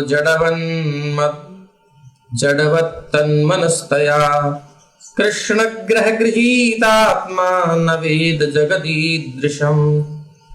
अपने बचपन से प्रारंभ से ही भक्त प्रहलाद महाराज को बच्चों के साथ खेल कूद में रुचि नहीं थी। खेलने में उनको मजा नहीं आता था, और वीडियो गेम देते तो छूने वाले ही नहीं है। कौन टाइम वेस्ट करे फालतू का, आंखें खराब करे। वैसे ही नहीं खेल रहे तो ऐसे क्या खेलते। निस्संदेह उन्होंने उन सबका परित्याग कर दिया था और कृष्ण भावनामृत में पूरी तरह लीन होकर शांत और जड़ बने रहते थे। इनको कहीं जाने आने की इच्छा नहीं थी, आनंद था, बस पड़े रहते थे भाव की अवस्था में, भावना में, कृष्ण भावना में लीन होकर शांत और जड़ बने रहते थे, क्योंकि उनका मन सदैव कृष्ण भावनामृत से प्रभावित रहता था। एक आस्वादन में रहते थे, रसास्वादन करते रहते थे, एक आनंद की समुद्र में हिलोरे ले रहे थे। इनका मन जाने की इच्छा ही नहीं है, इसलिए वो ये नहीं समझ सके कि ये संसार किस प्रकार से इंद्र तृप्ति के कार्यों में निमग्न रहकर चलता रहता है। वो तो अपने आनंद में डूबे ठाकुर जी के साथ, उन्हें ये पता ही नहीं कि संसार में एंजॉयमेंट कर रहे हैं लोग, ये क्या कर रहे हैं, उससे कोई मतलब ही नहीं है उनको। सब जगह भगवान का दर्शन करते थे, भगवान की भक्ति में लीन रहते थे। ऐसा इनका गुण था। खेल कूद आदि में कोई रुचि नहीं थी। आसीनः पर्यटन्नश्नन् शयानः प्रपिबन् ब्रुवन् नानुसन्धत्त एतानि गोविंद परिरंभितः। अच्छा, ऐसा क्या मिलता था इनको जो एक जगह बैठ करके इतना आनंद लेते थे। लॉकडाउन हो जाता, आदमी पागल हो जाता, ये तो ऐसे ही रहते थे, इनको कोई टेंशन नहीं। क्या कारण था? तो कहते हैं भक्त प्रहलाद महाराज सदैव भगवान श्री कृष्ण के विचारों में डूबे रहते थे। जैसे नई नवेली नायिका है, दुल्हन है, उसका पति है, अभी कुछ दिन रुका है साथ में और फिर उसको जाना पड़ा विदेश में और वो साथ नहीं ले जा सका, तो अब ये जो है नई नवेली है तो क्या करती है, उन्हीं बातों को याद कर करके खुश होती है। कभी सपने में वो देखती है, कभी उठ करके शर्मा जाती है, कभी अचानक कोई चीज़ देखकर कोई चीज़ याद आ जाती है उससे संबंधी, तो उद्दीपन आदि से तो ये अंदर ही अंदर खुश होती है। और कभी कभी कॉल आता है तो बताती है देखो देखो हमको ये याद आया था, और दोनों आनंदित होते हैं। तो इस प्रकार से ये विचारों में लीन रहती है। तो वो तो भौतिक है, पुरुष अलग है, नारी अलग है, लेकिन ये तो भगवान साक्षात भाव अवस्था में इनको आलिंगन करते हैं। वो श्री कृष्ण के विचारों में डूबे रहते थे। इस प्रकार भगवान द्वारा आलिंगित होने से भगवान इनको अपनी भुजाओं में भरकर प्यार करते थे, और उन्हें ये भी पता नहीं चल पाता था कि उनकी शारीरिक अवस्थाएं, ऐसा आनंद था कि उनको पता ही नहीं चल पाता था कि बैठना, चलना, खाना, सोना, पीना, बोलना किस प्रकार अपने आप संपन्न हो रहा है। इसे समाधि कहते हैं। योगियों की समाधि कैसी होती है? व्युत्थान दशा होती है। एक दशा होती है जब वो समाधि में लीन रहता है योगी, उस समय तो वो लीन रहती हैं उसकी वृत्तियां, लेकिन जब वो व्युत्थान दशा में आता है, उठ करके जो व्यवहार में आता है, तो उसकी वो दशा नहीं रहती है। लेकिन भक्ति योग के द्वारा जो समाधि की अवस्था प्राप्त होती है, उस समय वो चलते फिरते, खाते पीते हर क्षण उस एक आवेश में रहता है, उसी आवेश में रहता है, उन्हीं लीलाओं में रहता है, और उसकी क्रियाओं को भगवान ही संपन्न कराते हैं। उसके शरीर की यात्रा भगवान ही कराते हैं, प्रकृति उसकी सहायता करती है। ये समाधि विलक्षण है। वो चल भी रहा होगा, वो बोल भी रहा होगा, वो खा भी रहा होगा, वो आपसे सब कुछ कर रहा होगा, लेकिन उसका चित्त भगवान में ही डूबा होगा। कैसे संभव है? ये तो भगवत कृपा से ही समझ में आएगा। तो सोना, लेटना, मल और मूत्र विसर्जन जैसी शरीर की आवश्यकताएं पूरी होती रहती हैं। कैसे? जैसे एक बालक की, एक बच्चे को सुसु आई है, छिछी आई है, उसको नहाना है, उसको खाना है, उसको पीना है, उसको सोना है, उसको क्या क्या करना है, उसे कुछ पता नहीं है। छोटा सा बच्चा, उसे क्या पता है? माँ सब कुछ कराती है। ऐसे ही भगवान सब कुछ कराते हैं। वो केवल अपनी माँ की गोद में रहता है बच्चा। इसी प्रकार प्रहलाद महाराज छोटे से बालक की तरह भगवान की चिंतन, भगवान की स्मृति में डूबे रहते हैं सतत। हरे कृष्ण कृष्ण कृष्ण हरे हरे, हरे राम राम राम हरे हरे। और प्रभुपाद जी कहते हैं जिस प्रकार माता पिता अपने बालक की देख रेख करते हैं, उसी प्रकार गोविंद के विचारों में मग्न, point to be noted, your honour, जल्दी से नोट कीजिए। क्या हमारा मन भी तो जज बनता है ना, उससे कह दो नोट कर ले। तू बहुत तर्क देता है, अरे भगवान की याद करने से क्या होगा, कुछ करना पड़ेगा। अरे याद करने से बड़ी बड़ी दया हो जाती है भगवान की। गोविंद के विचारों में मग्न, उनकी याद में मग्न भक्त प्रहलाद महाराज की रक्षा गोविंद करते थे। ऐसा कई जगह आया है। एक राजा थे, वो पाताल में चले गए थे भगवान की भजन करने के लिए शांति से एकांत में। अब शुक्राचार्य जी ने कि जो असुर थे उन्होंने देखा ये देव है, राजा है, मतलब उससे उनको शत्रुता थी, तो बड़े प्रतापी थे, उनको मारना चाहे, ध्यान अवस्था में वो मारना चाहे, अस्त्र शस्त्र चलाना चाहे, लेकिन जो जो उपयोग करे वो विफल हो जाए। तो चक्कर में पड़ गए, हमारे अस्त्र शस्त्र इसमें काम क्यों नहीं कर रहे। तो शुक्राचार्य जी के पास के बोले वो भगवान के ध्यान में बिल्कुल कॉन्टिन्यूअसली निरंतर सप्लाई आ रही है, उसकी कनेक्शन डिस्कनेक्ट नहीं हो रहा एक सेकंड को भी, इसलिए तुम्हारा काम नहीं कर रहा, आसुरी प्रभाव। तो ये तो ऐसे कई जगह हुआ है कि भगवान की चिंतन से हमारी रक्षा होती है, लेकिन माया सबसे पहले यही तोड़ती है, संसार का चिंतन कराती है, वायरस डलवा देगी, कभी कुछ दृश्य दिखा देगी, ऐसा हमारे सामने कुछ ऐसा हो जाएगा, हम उसी में खोए रहेंगे। लेकिन कृष्ण के विचारों में निरंतर लीन नहीं रह पाते।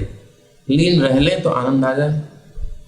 ये इतनी सशक्त है प्रहलाद महाराज की स्मरण भक्ति है, भगवान की स्मृति में, उनके चिंतन में ऐसे डूबे हुए हैं, गाढ़ चिंतन है बिल्कुल, कुछ और सूझता ही नहीं उनको छोड़ के। तो इसलिए हिरण्यकशिपु की एक दाल नहीं गली, बहुत सारी दाल उसने गलाई, लेकिन एक दाना भी नहीं गला बेचारे का, चक्कर में पड़ गया कि वो कह रहा है। तो शुक्राचार्य ने कहा कि ये इसका मन संयमित है, अगर ये मन इसका विचलित हो, कुछ ध्यान भटके इसका, तब तुम मार सकते हो। और गए जा करके खूब वैष्णव धर्म की निंदा और गीता भागवत भगवान की निंदा करने लगा, सब असुर करने लगे, इसका ध्यान बटे। तो उनको दया आ गई, बताओ मुझे मारने के लिए ये जो है भगवान की शास्त्रों की निंदा कर रहे हैं। तो इस प्रकार से दया आई और उन पर भी कृपा कर दी उन्होंने, और वो भी शुद्ध हो गए। तो खैर वो अलग चरित्र है। हम ये कह रहे हैं कि केवल स्मरण, केवल भगवान की याद, केवल भगवान की स्मृति, उनका चिंतन, जैसे अब भागवत के मंत्रों को याद करके गा रहे हैं, उनके अर्थों का संधान कर रहे हैं कि अहम, हे प्रभु मैं। जैसे हम इंग्लिश में बोलते हैं तो इंग्लिश अंडरस्टूड होती है, हमें पता होता है ये क्या अर्थ है इसका। हिंदी बोलते हैं तो उन शब्दों में अर्थ हमको ऑलरेडी इंक्लूड रहता है, हमको क्लियर होता रहता है कि हम क्या बोल रहे हैं, कैसे उस शब्द को हम उच्चारण करेंगे तो दूसरे वाला किस रूप में समझेगा। वो फीलिंग साथ में चलती है ना, अर्थ साथ में चलता है ना। ऐसे ही संस्कृत के मंत्रों को जब शब्दार्थ को अच्छे से धारण करके और उसके साथ अर्थों को भी लेकर के हम भगवान से प्रे करते हैं, उनके विचारों में डूबते हैं, गाते हैं, तो हम भगवान के साथ ही होते हैं। उस समय हम भगवान की सिक्योरिटी में होते हैं। अगर यदि हमारा मन निरंतर ऐसे लगा रहे तो दुनिया का कोई ताप हमें जला नहीं सकता, लेकिन वैसा होता नहीं है, इसकी समस्या है। प्रभुपाद जी कह रहे हैं यही कृष्ण भावना है, यही कृष्ण चेतना है। भक्त प्रहलाद महाराज कृष्ण भावना की पूर्ण सिद्धि के जीवंत उदाहरण है। ये जो परफेक्शन है स्मरण की, इसके उदाहरण है प्रहलाद महाराज। अब क्या हो रहा है इनके जीवन में घटित, तो बताते हैं।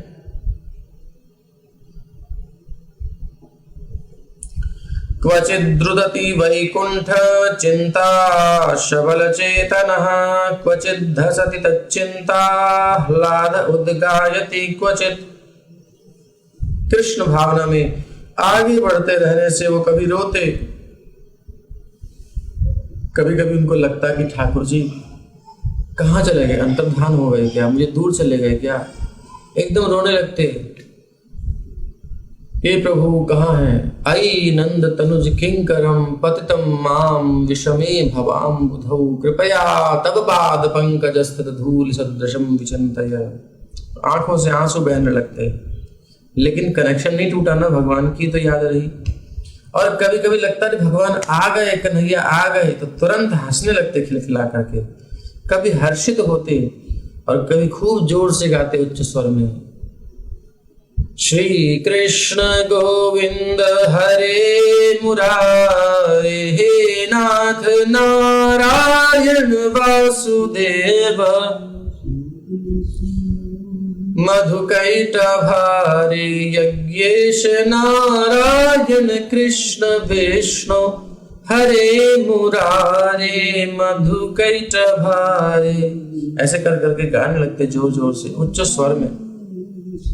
लज्जा छोड़ करके दुनिया क्या कहेगी, परिवार वाले क्या कहेंगे, अरे जब मौज आ रही गाओ। हम ऐसा करते थे, भागवत की श्लोक कथा सुन के बड़ा आनंद आता था, जोर जोर से गाने की इच्छा होती थी, आसपास के लोग कहेंगे तो हम कमरे में बंद करके गाते थे, जोर जोर से चिल्ला के, खूब जोर से। या फिर कहीं जंगल मिलता था, कहीं निकल के खूब जोर जोर से गा के आनंद लेते थे। जब तक चिल्ला के ना गाओ तृप्ति नहीं होती। तो नदति क्वचित उत्कंठो विलज्जो नृत्यति क्वचित, क्वचित तद्भावना युक्तस्तन्मयोनुचकारः, तन्मयता तन्मयता तन्मयता। कभी पूर्ण पुरुषोत्तम भगवान का दर्शन करके भक्त प्रहलाद महाराज पूर्ण उत्सुकतावश जोर से पुकारने लगते हैं, हरि बोल। कभी कभी वो प्रसन्नतावश अपनी लज्जा छोड़ बैठते, अब कौन लाज करे यार, दुनिया क्या कह रही है, छोड़ो। और हर्ष के कारण भाव के आवेश में होश ही नहीं है किसी का, ऐसा आनंद आ रहा है, तरंग आती है और ठुमक ठुमक कर नाचने लगते खूब जोर जोर से। कोई नहीं देख रहा, यह दुनिया देख रही है, इन्हें कोई मतलब नहीं, ये अपनी मस्ती में है। कभी कभी भगवान श्री कृष्ण के भावों में विभोर होकर वो शिव भगवान से एक होने का अनुभव करते और उनकी लीलाओं का अनुकरण करते। ये तादात्म्यता प्रेम की कई अवस्थाएं होती हैं, ये गोपियों के अंदर भी हुई थी। मतलब ऐसा होता है कि कृष्ण चिंतन करते करते करते मैं ही कृष्ण हूं, वो बन नहीं जाती हैं, बन नहीं जाता है भक्त, बट एक अवस्था आती है कुछ समय के लिए, उसे लगता है कि मैं ही कृष्ण हूं। यानी इतना क्लोज, इतना भर लेता है अपने अंदर कि वो कृष्ण के आवेश में हो जाता, मैं ही कृष्ण हूं।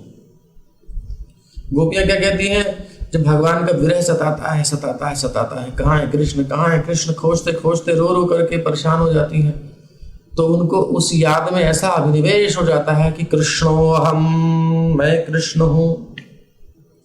दूसरी गोपी देखती है, कहाँ कृष्ण की चाल तो दिख नहीं रही, बोले पश्चात गति, मेरी गति देखो, मैं भी वैसे ही चल रही हूं, मैं कृष्ण हूं। कृष्णो हम पश्चात गतिम ललितामिति तन्मना, ललित गति से चल रही हैं गोपियां कृष्ण की, क्योंकि वो छाए हुए हैं ना, उनकी एक हसन दशन चितवन विलोकन उड्डयन उत्थापन सब चल रहा है उनका, उनका हंसना, उनके दांत दंतावली दिखाना। मुस्कुराने के भी कई प्रकार होते हैं, थोड़ा स्मित होता है, दांत नहीं दिखाई देते, हास्य होता है, दांत अच्छे से दिखाई देते हैं, ये सब विभेद हैं अलग अलग। तो जिससे हम प्यार करते हैं और वो बहुत ब्यूटीफुल, बहुत क्यूट हो, बहुत सुंदर हो, तो उसकी एक एक अदा हमें याद आती है, यार वो जो उसका पोज था ना बड़ा अच्छा था, वो जो अदा थी क्या बात थी महाराज। तो श्री कृष्ण की एक एक अदा इनको याद आ रही है, जब वो बैठते थे, जब वो उठते थे, जब वो चलते थे, तो उसी का अनुकरण चल रहा है। अरे जैसे गिरिराज जी को उठाया था तो क्या कहा था उन्होंने, मां भैष्टवाद वर्षाभ्याम तत्राणम विहितम मया, अरे डरो मत, मेरे द्वारा तुम्हारी रक्षा होगी वर्षा से। मां भैष्ट वात वर्षाभ्याम, वात अर्थात वायु और वर्षा से डरो मत। मूसलाधार वर्षा हो रही थी महाराज, मूसल जैसी बूंदें पड़ रही थी, डरो मत भगवान कहते हैं मां भैष्ट। बड़ा मजा आता है इनको जब वो कहते हैं ना भक्तों से मां भैष्ट, मां शुचः गीता में कहते हैं, क्योंकि ये पुरुष है ना, ये स्वामी है असली। और जब किसी को पास कोई आता है और उसकी सुरक्षा कर पाता है कोई, तो उसे एक अच्छा लगता है, सेटिस्फेक्शन होता है। तो भगवान को भी अच्छा लगता है जब ये अपने भक्तों की रक्षा करते हैं, तो इसलिए पुकारना चाहिए, क्या संशय है, पुकारो गोविंद, भगवान को पुकारना चाहिए। गोपाल गोविंदा पुकारो, लीला में प्रवेश कर जाना चाहिए, क्या संकोच। और गोपियां उसी भावना से युक्त होकर कहती हैं, मां भय इष्टवाद वर्षाभ्याम तत्प्राणम वेदम मया, तुम्हारी रक्षा मैं करती हूँ, चिंता मत करो, मैं कृष्ण हूँ, कृष्णो हम।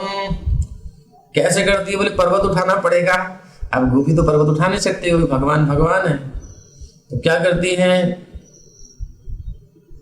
इत्युक्त्वा एकेन हस्तेन, इत्युक्त्वा ये कह करके, एकेन हस्तेन एक हाथ से दधेम्बरम, अपना वस्त्र धारण कर लेती है, चुनरी धारण कर लेती है, और फटाफट 4 गोपियां आती हैं और 4 कोनों को पकड़ के खड़ी हो जाती हैं, और उसने हाथ ऊपर किया मानो गिरिराज धारण कर लिया है, और सब उसके नीचे आ जाती है। सब उसी भावना से भावित है, ये कृष्ण की लीला कर रहे हैं। ऐसे करके पूरा लंबा चक्र है। तो ये एक अवस्था है प्रेम की महाराज, मैं कृष्ण हूं। ये अहंग्रह उपासना नहीं है जो मायावादियों वाली है, वो नहीं है, ये प्रेम की स्थिति है। तो प्रहलाद महाराज भी ऐसी स्थिति में कि मैं कृष्ण हूं, और वो कृष्ण की लीलाओं का अनुकरण करने लगते, भगवान की विभिन्न लीलाओं का अनुकरण करने लगते, ये आवेश हो जाता उनको, और फिर आ जाते नॉर्मल पोजीशन में। कितना आनंद है, कितना रस मिलता है उसमें। क्वचिदुत्पुलकस्तूष्णीमास्ते संस्पर्श निर्वृतः अस्पंद प्रणयानंद सलिला मीलिते क्षणः। कभी कभी श्री भगवान के कर कमलों का स्पर्श अनुभव करके, अब देखो ध्यान की अवस्था, भगवान के स्मरण की अवस्था, बहुत अनुभूतियां होती हैं जो इस प्रकार डूबता है। भगवान बार बार उसको एक सेंसेशन देते रहते हैं, वो स्पिरिचुअल होती है, मतलब उसकी छाप पड़ी रहती है। आप जब याद करोगे आपको वही फील होगा। आपने कभी बढ़िया से कोई चीज खाई हो, कभी कहीं बढ़िया जगह गए हो, कोई टच किया हो, कोई ऐसा फील हो आपका, कुछ काल तक ताजगी रहती है उसमें, वो फील रहता है उस सिचुएशन का। हम आंख बंद करके उसको भोग सकते हैं, बट हमेशा नहीं रहता, उसके बाद वो नॉर्मल हो जाता है। लेकिन श्री कृष्ण के साथ बिताया समय, श्री कृष्ण के साथ की गई प्रत्येक क्रिया, उनकी सेवा का अनुभव, वो बासा नहीं होता, वही अनुभूति देता है, वही अनुभूति होती है जो उस समय तत्काल हो रही है। और बल्कि उस समय एक जलन सी होती है कि कहाँ है कृष्ण, कहाँ है कृष्ण। विरह का अनुभव होता है, साथ साथ एकदम स्पर्श होता है, और फिर तुरंत देखता है कहाँ है, जलन भी होती है। तो दोनों ये एक गरम गरम और मीठा मीठा, दोनों चीजें हैं, पीने में मजा आता है। तो ऐसे ही समझ लो कुछ कुछ, और क्या समझाएं। कभी कभी भगवान के चरण कमलों का नहीं, कर कमलों का स्पर्श अनुभव करके वो आध्यात्मिक रूप से प्रसन्न होते। अब इतना आनंद, भगवान जैसे कि कोई तार छुए तो करंट पूरे शरीर में दौड़ जाता है, ऐसे ही कोई कृष्ण स्पर्श करें तो मान लो आनंद पूरे शरीर में दौड़ जाता है, ऐसा आनंद। अब जड़ हो जाते, बिल्कुल कुछ बोलने का मूड नहीं, इतना सुख मिला कि बस कुछ ना कहो, कुछ भी ना कहो, वो अलग हिसाब किताब हो जाता है। बस उनके शरीर के रोंगटे खड़े हो जाते, इतना रोमांच होता उनको, और श्री भगवान के प्रेम के कारण उनके अर्ध निमीलित नेत्रों से आंसू बहने लगते, आनंद आश्रु प्रवाहित होने लगते नेत्रों से। युगागितम निमेषेण चक्षुषा प्राप्त शायितम, चक्षु से, आंखों से आंसू बहने लगते, धार, इतना आनंद मानो झर रहा हो बाहर, ओवरफ्लो, इतना आनंद देते हैं भगवान। स उत्तम श्लोक पदारविंदयोर निषेवया किंचन संगलब्धया तन्वन् परां निर्वृतिमात्मनो मुहुर दुःसंग दीनस्य मनः शमं व्यधात्। संसार में कभी ऐसा सुनने को भी मिला है कि किसी को मिला हो? नहीं मिला, मुझे पता है, बोलने की जरूरत नहीं है। पूर्ण पुरुषोत्तम भगवान अनन्य भक्तों की संगति के कारण जिन्हें भौतिकता से कुछ भी लेना देना नहीं था, ऐसे पूर्ण भक्त प्रहलाद महाराज निरंतर भगवान के चरण कमलों की सेवा में लीन रहते थे, कुछ न कुछ सेवा करते ही रहते थे। भक्त का प्राण होता है सेवा, बिना सेवा के हम वैष्णव नहीं हैं, बिना सेवा के हम भक्त नहीं हैं। जब वो पूर्ण आनंद में होते थे तो उनके शारीरिक लक्षणों को देखकर आध्यात्मिक ज्ञान से विहीन व्यक्ति भी शुद्ध हो जाते थे, जिनको कोई स्पिरिचुअल नॉलेज नहीं है। ऐसे वैष्णव का दर्शन करके दर्शने पवित्र करो यही तुम्हार गुण, दर्शन से ही वह पवित्र हो जाते थे, भगवान के भक्त के शुद्ध हो जाते थे। दूसरे शब्दों में भक्त प्रहलाद महाराज उन्हें दिव्य आनंद प्रदान करते थे। भक्त का दर्शन करके एक आह्लाद मिलता है, एक सुख मिलता है, तृप्ति होती है। इसलिए कुछ लोग दर्शन करने आते हैं।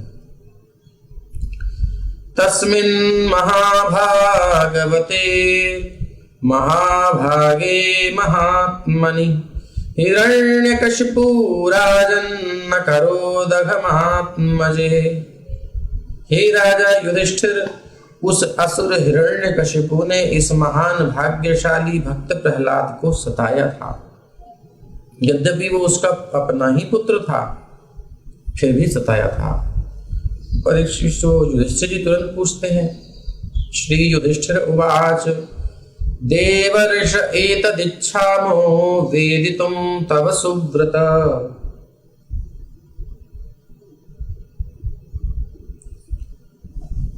यदात्मजाय शुद्धाय पिता दात् साधवे ह्यघम्।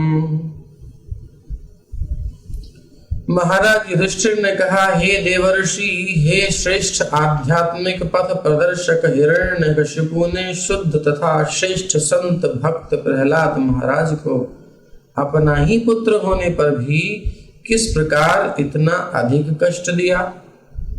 अपना बेटा होने पर भी। मैं इसे आपसे जानना चाहता हूं। तो ये भक्तों की चर्चा होती है जब वो आपस में मिलते हैं। भक्त संबंधी चर्चा या भगवत संबंधी चर्चा।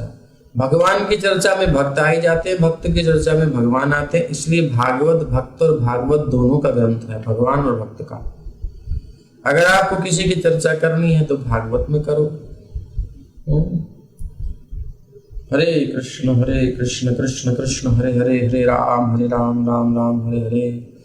पुत्रान् विप्रतिकूलान् स्वान् पितरः पुत्रवत्सलाः उपालभन्ते शिक्षार्थं नैवाघमपरो यथा। माता तथा पिता सदा ही अपने बच्चों के प्रति वत्सल होते हैं। जब संतानें यानी बच्चे अवज्ञाकारी, न मानने वाले बदमाश होते हैं, नालायक हो जाते हैं, तो माता पिता उन्हें किसी शत्रुतावश नहीं अपितु उन्हें शिक्षा देने के लिए और उन्हें उनके भले के लिए दंड देते हैं।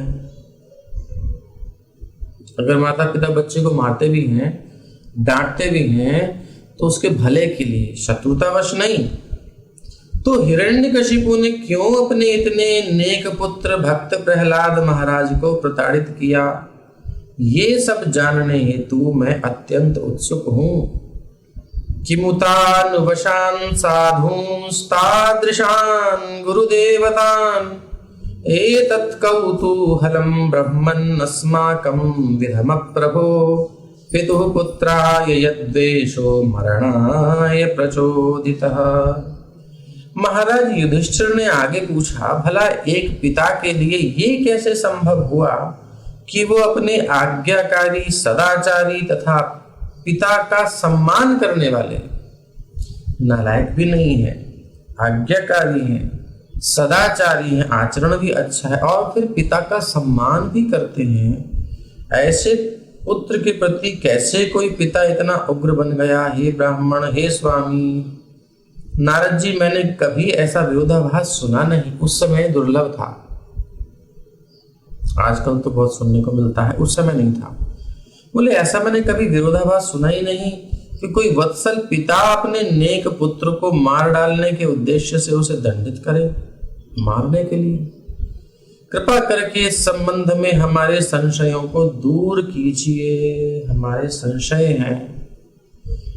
मानव समाज के इतिहास में विरले ही कोई वत्सल पिता अपने नेक तथा भक्त पुत्र को दंडित करता पाया गया है। इसलिए महाराज युधिष्ठिर श्री नारद मुनि से अपने इस संशय को दूर कराना चाहते थे। इस प्रकार श्रीमद् भागवत के 7वें स्कंद के अंतर्गत ब्रह्मांड में हिरण्यकशिपु का आतंक नामक चौथा अध्याय का भक्ति वेदांत तात्पर्य पूर्ण हुआ। और कल के अध्याय में हम ये देखेंगे कि किस प्रकार से प्रहलाद महाराज जी का सुंदर चरित्र वर्णित किया गया है। अब यहाँ से थोड़ा बहुत बीच में आ गया है, प्रहलाद महाराज जी के गुण आ गए, सतवासना आ गई, मतलब कि अच्छी चीज़ें जो हमको लेने वाली है वो भी बीच में आ गई हैं। हिरण्यकशिपु की जो रोल कर रहा है, जो जय विजय है, तो हिरण्यकशिपु का रोल करना जो है, उस रोल में जो जो कुछ हो रहा है वो त्याज्य है। और प्रहलाद महाराज जी के, नारद जी के प्रसंग में यमराज जी का प्रसंग बीच में आया था, वो सब स्वीकार्य है। तो क्या हमको छोड़ना है, क्या पकड़ना है, ये थोड़ी बुद्धि होनी चाहिए। ये नहीं कि भागवत में लिखा है जी, लिखा है कि उसने वो गैया को वध कर दिया, ब्राह्मणों को मार दिया, उत्पात कर दिया, आग लगा दी, पेड़ काट दिए, तो हम भी, ऐसा थोड़ी होता है। समझना चाहिए किस चीज को किस रूप में कहा गया है। तो असत वासना है हिरण्यकशिपु की, सत वासना है प्रहलाद महाराज की वासना अर्थात इच्छा। तो ऐसी इच्छा चाहिए जिसमें भगवान के नाम रूप गुण लीला में हमारा मन डूबा रहे और संसार की चर्चा से रहित रहे। तो आज हमने ये समझा कि हिरण्यकशिपु जो कि संसार का एक भौतिकतावादी पिता है, मैटेरियलिस्टिक पर्सन है, जो पूरी दुनिया पर अपना सत्ता काबिज करना चाहता है और इस प्रयास में वो सफल भी हो गया है। ठीक है। और दूसरी तरफ हमने क्या देखा, दूसरी तरफ हमने देखा कि दूसरी तरफ प्रहलाद महाराज इन सब दुर्गुणों से, बुरी इच्छाओं से रहित हैं और भगवान की भक्ति में लीन है। सिंपल लिविंग है इनकी, हाई थिंकिंग है। हाई मतलब सबसे हाई भगवान श्री कृष्ण है। उनको जो प्राप्त करें, उनके नाम रूप गुण लीला में जो लगे, जैसे कि आप कथा में लगे, तो ये हाई है। और बाकी विषय भोग तो लो है, तो जानवरों को भी मिल जाते हैं, कोई बड़ी चीज थोड़ी है। तो एक तरफ भौतिक जीवन की उच्च अवस्था और एक तरफ आध्यात्मिक जीवन की उच्च अवस्था, दोनों में अंतर क्या है? संसार कितना ही इकट्ठा कर लो, विषयों को कितना भोग लो, रूल रेगुलेशन न मान करके, नियमों को तोड़ करके मौज कर लो, लेकिन आत्म तृप्ति नहीं होगी, असंतुष्टि रहेगी, जीवन में शांति नहीं लगेगी, कुछ ना कुछ बाकी रहेगा। लेकिन यदि भगवत भक्ति में लग गए, भगवान की सेवा में लग गए, हरे कृष्ण कृष्ण कृष्ण हरे हरे, हरे राम राम राम हरे हरे, तो क्लेश अग्नि शुभदा, भक्ति की प्रारंभिक अवस्था में ही क्लेश तो नष्ट हो जाते हैं, सब संकट, सारे दुख दूर हुए जब तेरा नाम लिया, सब दुख दूर हो जाते हैं। क्लेश अग्नि शुभ जीवन में आने लगता है भक्ति की बिगिनिंग में। लेकिन सिंसियरली भक्ति करें तब। हाँ, लेकिन थोड़ा बहुत करते हैं तो अमंगल तो नहीं होता। खेल कूद में जैसे भी हम कर रहे हैं उससे लाभ होता है, हानि तो होती ही नहीं कभी भी। नाम जपत मंगल दिशि दशहु, नाम जपने वाले का 200 दिशाओं में मंगल होता है। इसलिए निर्भयता से आगे बढ़िए, और थोड़ा सा भी हमने किया है तो उसका लाभ पक्का है, इसमें संशय नहीं है। बड़ी बड़ी विपत्तियां जो आने वाली हैं उनमें से बहुत सारी नष्ट हो जाएंगी। इसलिए सावधानी से नाम जप करें, हरि कथा का श्रवण करें और कुछ सेवा स्वीकार करें। मुझे भगवान की ये सेवा करनी है, सेवा के लिए आप संपर्क करें। इसीलिए हमने ग्रुप बनाया है, श्री कृष्ण सेवा ग्रुप। बिना सेवा के ग्रुप में ज्वाइन करना अच्छा नहीं है, क्योंकि मर्यादा का पालन नहीं कर रहे हैं ना। अब आ ही गए हैं तो सेवा स्वीकार कर लेनी चाहिए, जाना भी क्या है। तो इस प्रकार से आए तो सोच समझ के आए। और वैसे एक सेवा तो नित्य प्रति सबको करनी ही है कि भागवत की कथा सुननी है कंपलसरी, और हरि नाम को जप करना है कंपलसरी। ये तो आपको छोड़ना नहीं है। आप सबको भी लाभ मिले, हम तो पढ़ ही रहे हैं। इस दृष्टि से हमने भागवत का ये जो है ऑनलाइन व्यवस्था की है, ताकि आप सब भी पढ़ सकें और पढ़ने के लिए आपके पास श्रीमद् भागवत महापुराण होना आवश्यक है। जब तक आपके पास भागवत नहीं है आप समझ नहीं पाएंगे कि चल क्या रहा है। और ये भागवत क्या है, शब्द अर्थ अनुवाद और व्याख्या के समेत है। बड़ी प्यारी आज के हिसाब से इसकी व्याख्या है। तो आप इसको अपने घर में रखिए, आपके घर पहुंच जाएगी। मंगा लीजिए। ये जो एडिशन है इस्कॉन का, श्री प्रभुपाद जी का तात्पर्य है, इसको आप सब अपने घर पे रखिए और हो सके तो वितरण भी कीजिए, इसको बांटिए। प्रभुपाद जी ने कहा है कि मेरी पुस्तकों में सारी विधि है, जो भी कुछ मुझे कहना है मैंने अपनी बुक्स में कह दिया है, बस उसको ध्यान से पढ़ो, चिंतन मनन करो, और जिसको संपर्क करना है संपर्क कर सकता है। किसी प्रकार की सेवा की इच्छा हो, भागवत लेनी हो, तो ये 18 खंडों में पुस्तक है, बड़े बड़े, तो इसलिए पेटी है करीब अच्छी खासी 20 किलो की, तो आपके पास आएंगे तो स्वीकार कीजिए। अपने घर में भागवत को रखिए, गीता को रखिए, रामायण को रखिए और अध्ययन कीजिए। जितना समय टीवी सीरियल्स में और क्या कहते हैं मोबाइल में फालतू की चीज़ों में, ये गपशप में निकालते हैं, शॉपिंग वॉपिंग तो भगवान की कृपा से बंद हो ही गई होगी, ज़्यादा नहीं करनी पड़ रही होगी। लॉकडाउन खुला तो बहुत भागे होंगे, नहीं तो अननेसेसरी कपड़े पड़े हुए घर में, फिर खरीद के ले आए, पता नहीं क्या आदमी को चुल मची हुई है। ये मॉल वाले नए नए वो लेके निकालते रहते हैं, कभी इधर से काट देते हैं, कभी उधर से काट देते हैं, इधर से फाड़ देते हैं, फटी हुई पैंटें ले आते हैं अपने घर में। क्या जरूरत पड़ी है? कौन कौन से वो नए नए फैशन, सीधा पहन लो, उसको आगे से बांध दो, फिर पीछे से उठा करके पीछे से बांध दो, कोई एक नाड़ा खुल गया तो फिर नंगे। ऐसे अजीब अजीब से फैशन लोग कर रहे हैं, नाम नहीं याद उसका हमको, तो बड़े अजीब अजीब से लोग दिमाग इसी में लगा के बैठे हैं। तो अपना दिमाग इन सब चीज़ों से फ्री करके फालतू के कामों से भागवत पढ़ने में लगाएं, तो आपको अरबों रुपया खर्च करके जो सुख नहीं मिलेगा यहीं बैठे बैठे मिल जाएगा। तो इसलिए अगर लगे कि भगवान की कृपा से हमें आनंद मिल रहा है तो कुछ भगवान की सेवा कर दीजिए, भगवान की कथा को प्रचार कीजिए। सब शेयर तो कर ही सकते हैं, भागवत को वितरण कीजिए, भगवत गीता को घर घर पहुँचाइए, गिफ्ट कर सकते हैं, कोई समस्या नहीं है। तो इस प्रकार जिसके घर में भागवत पड़ी भी होगी उसके पितरों की तृप्ति होती है, वो उतने समय तक मधुपान करते हैं। भागवत जी घर में रहने से ऐसी महिमा है, तो पढ़ ले तो फिर क्या रहेगा। इसलिए खूब आनंद से पढ़िए, और जिसको भी लिंक चाहिए श्रीमद् भागवत की संपूर्ण कथा का, वो लिंक भी मिल जाएगा, संपर्क आपको दे ही दिया गया है, तो इस प्रकार से संपर्क कर सकते हैं यहाँ पर, और आप जुड़िए। हरे कृष्ण। श्रीमद्भागवत महापुराण की जय, श्रील प्रभुपाद की जय। कल प्रातःकाल फिर मिलते हैं फेसबुक से, अब हम विदा लेते हैं। हरे कृष्ण।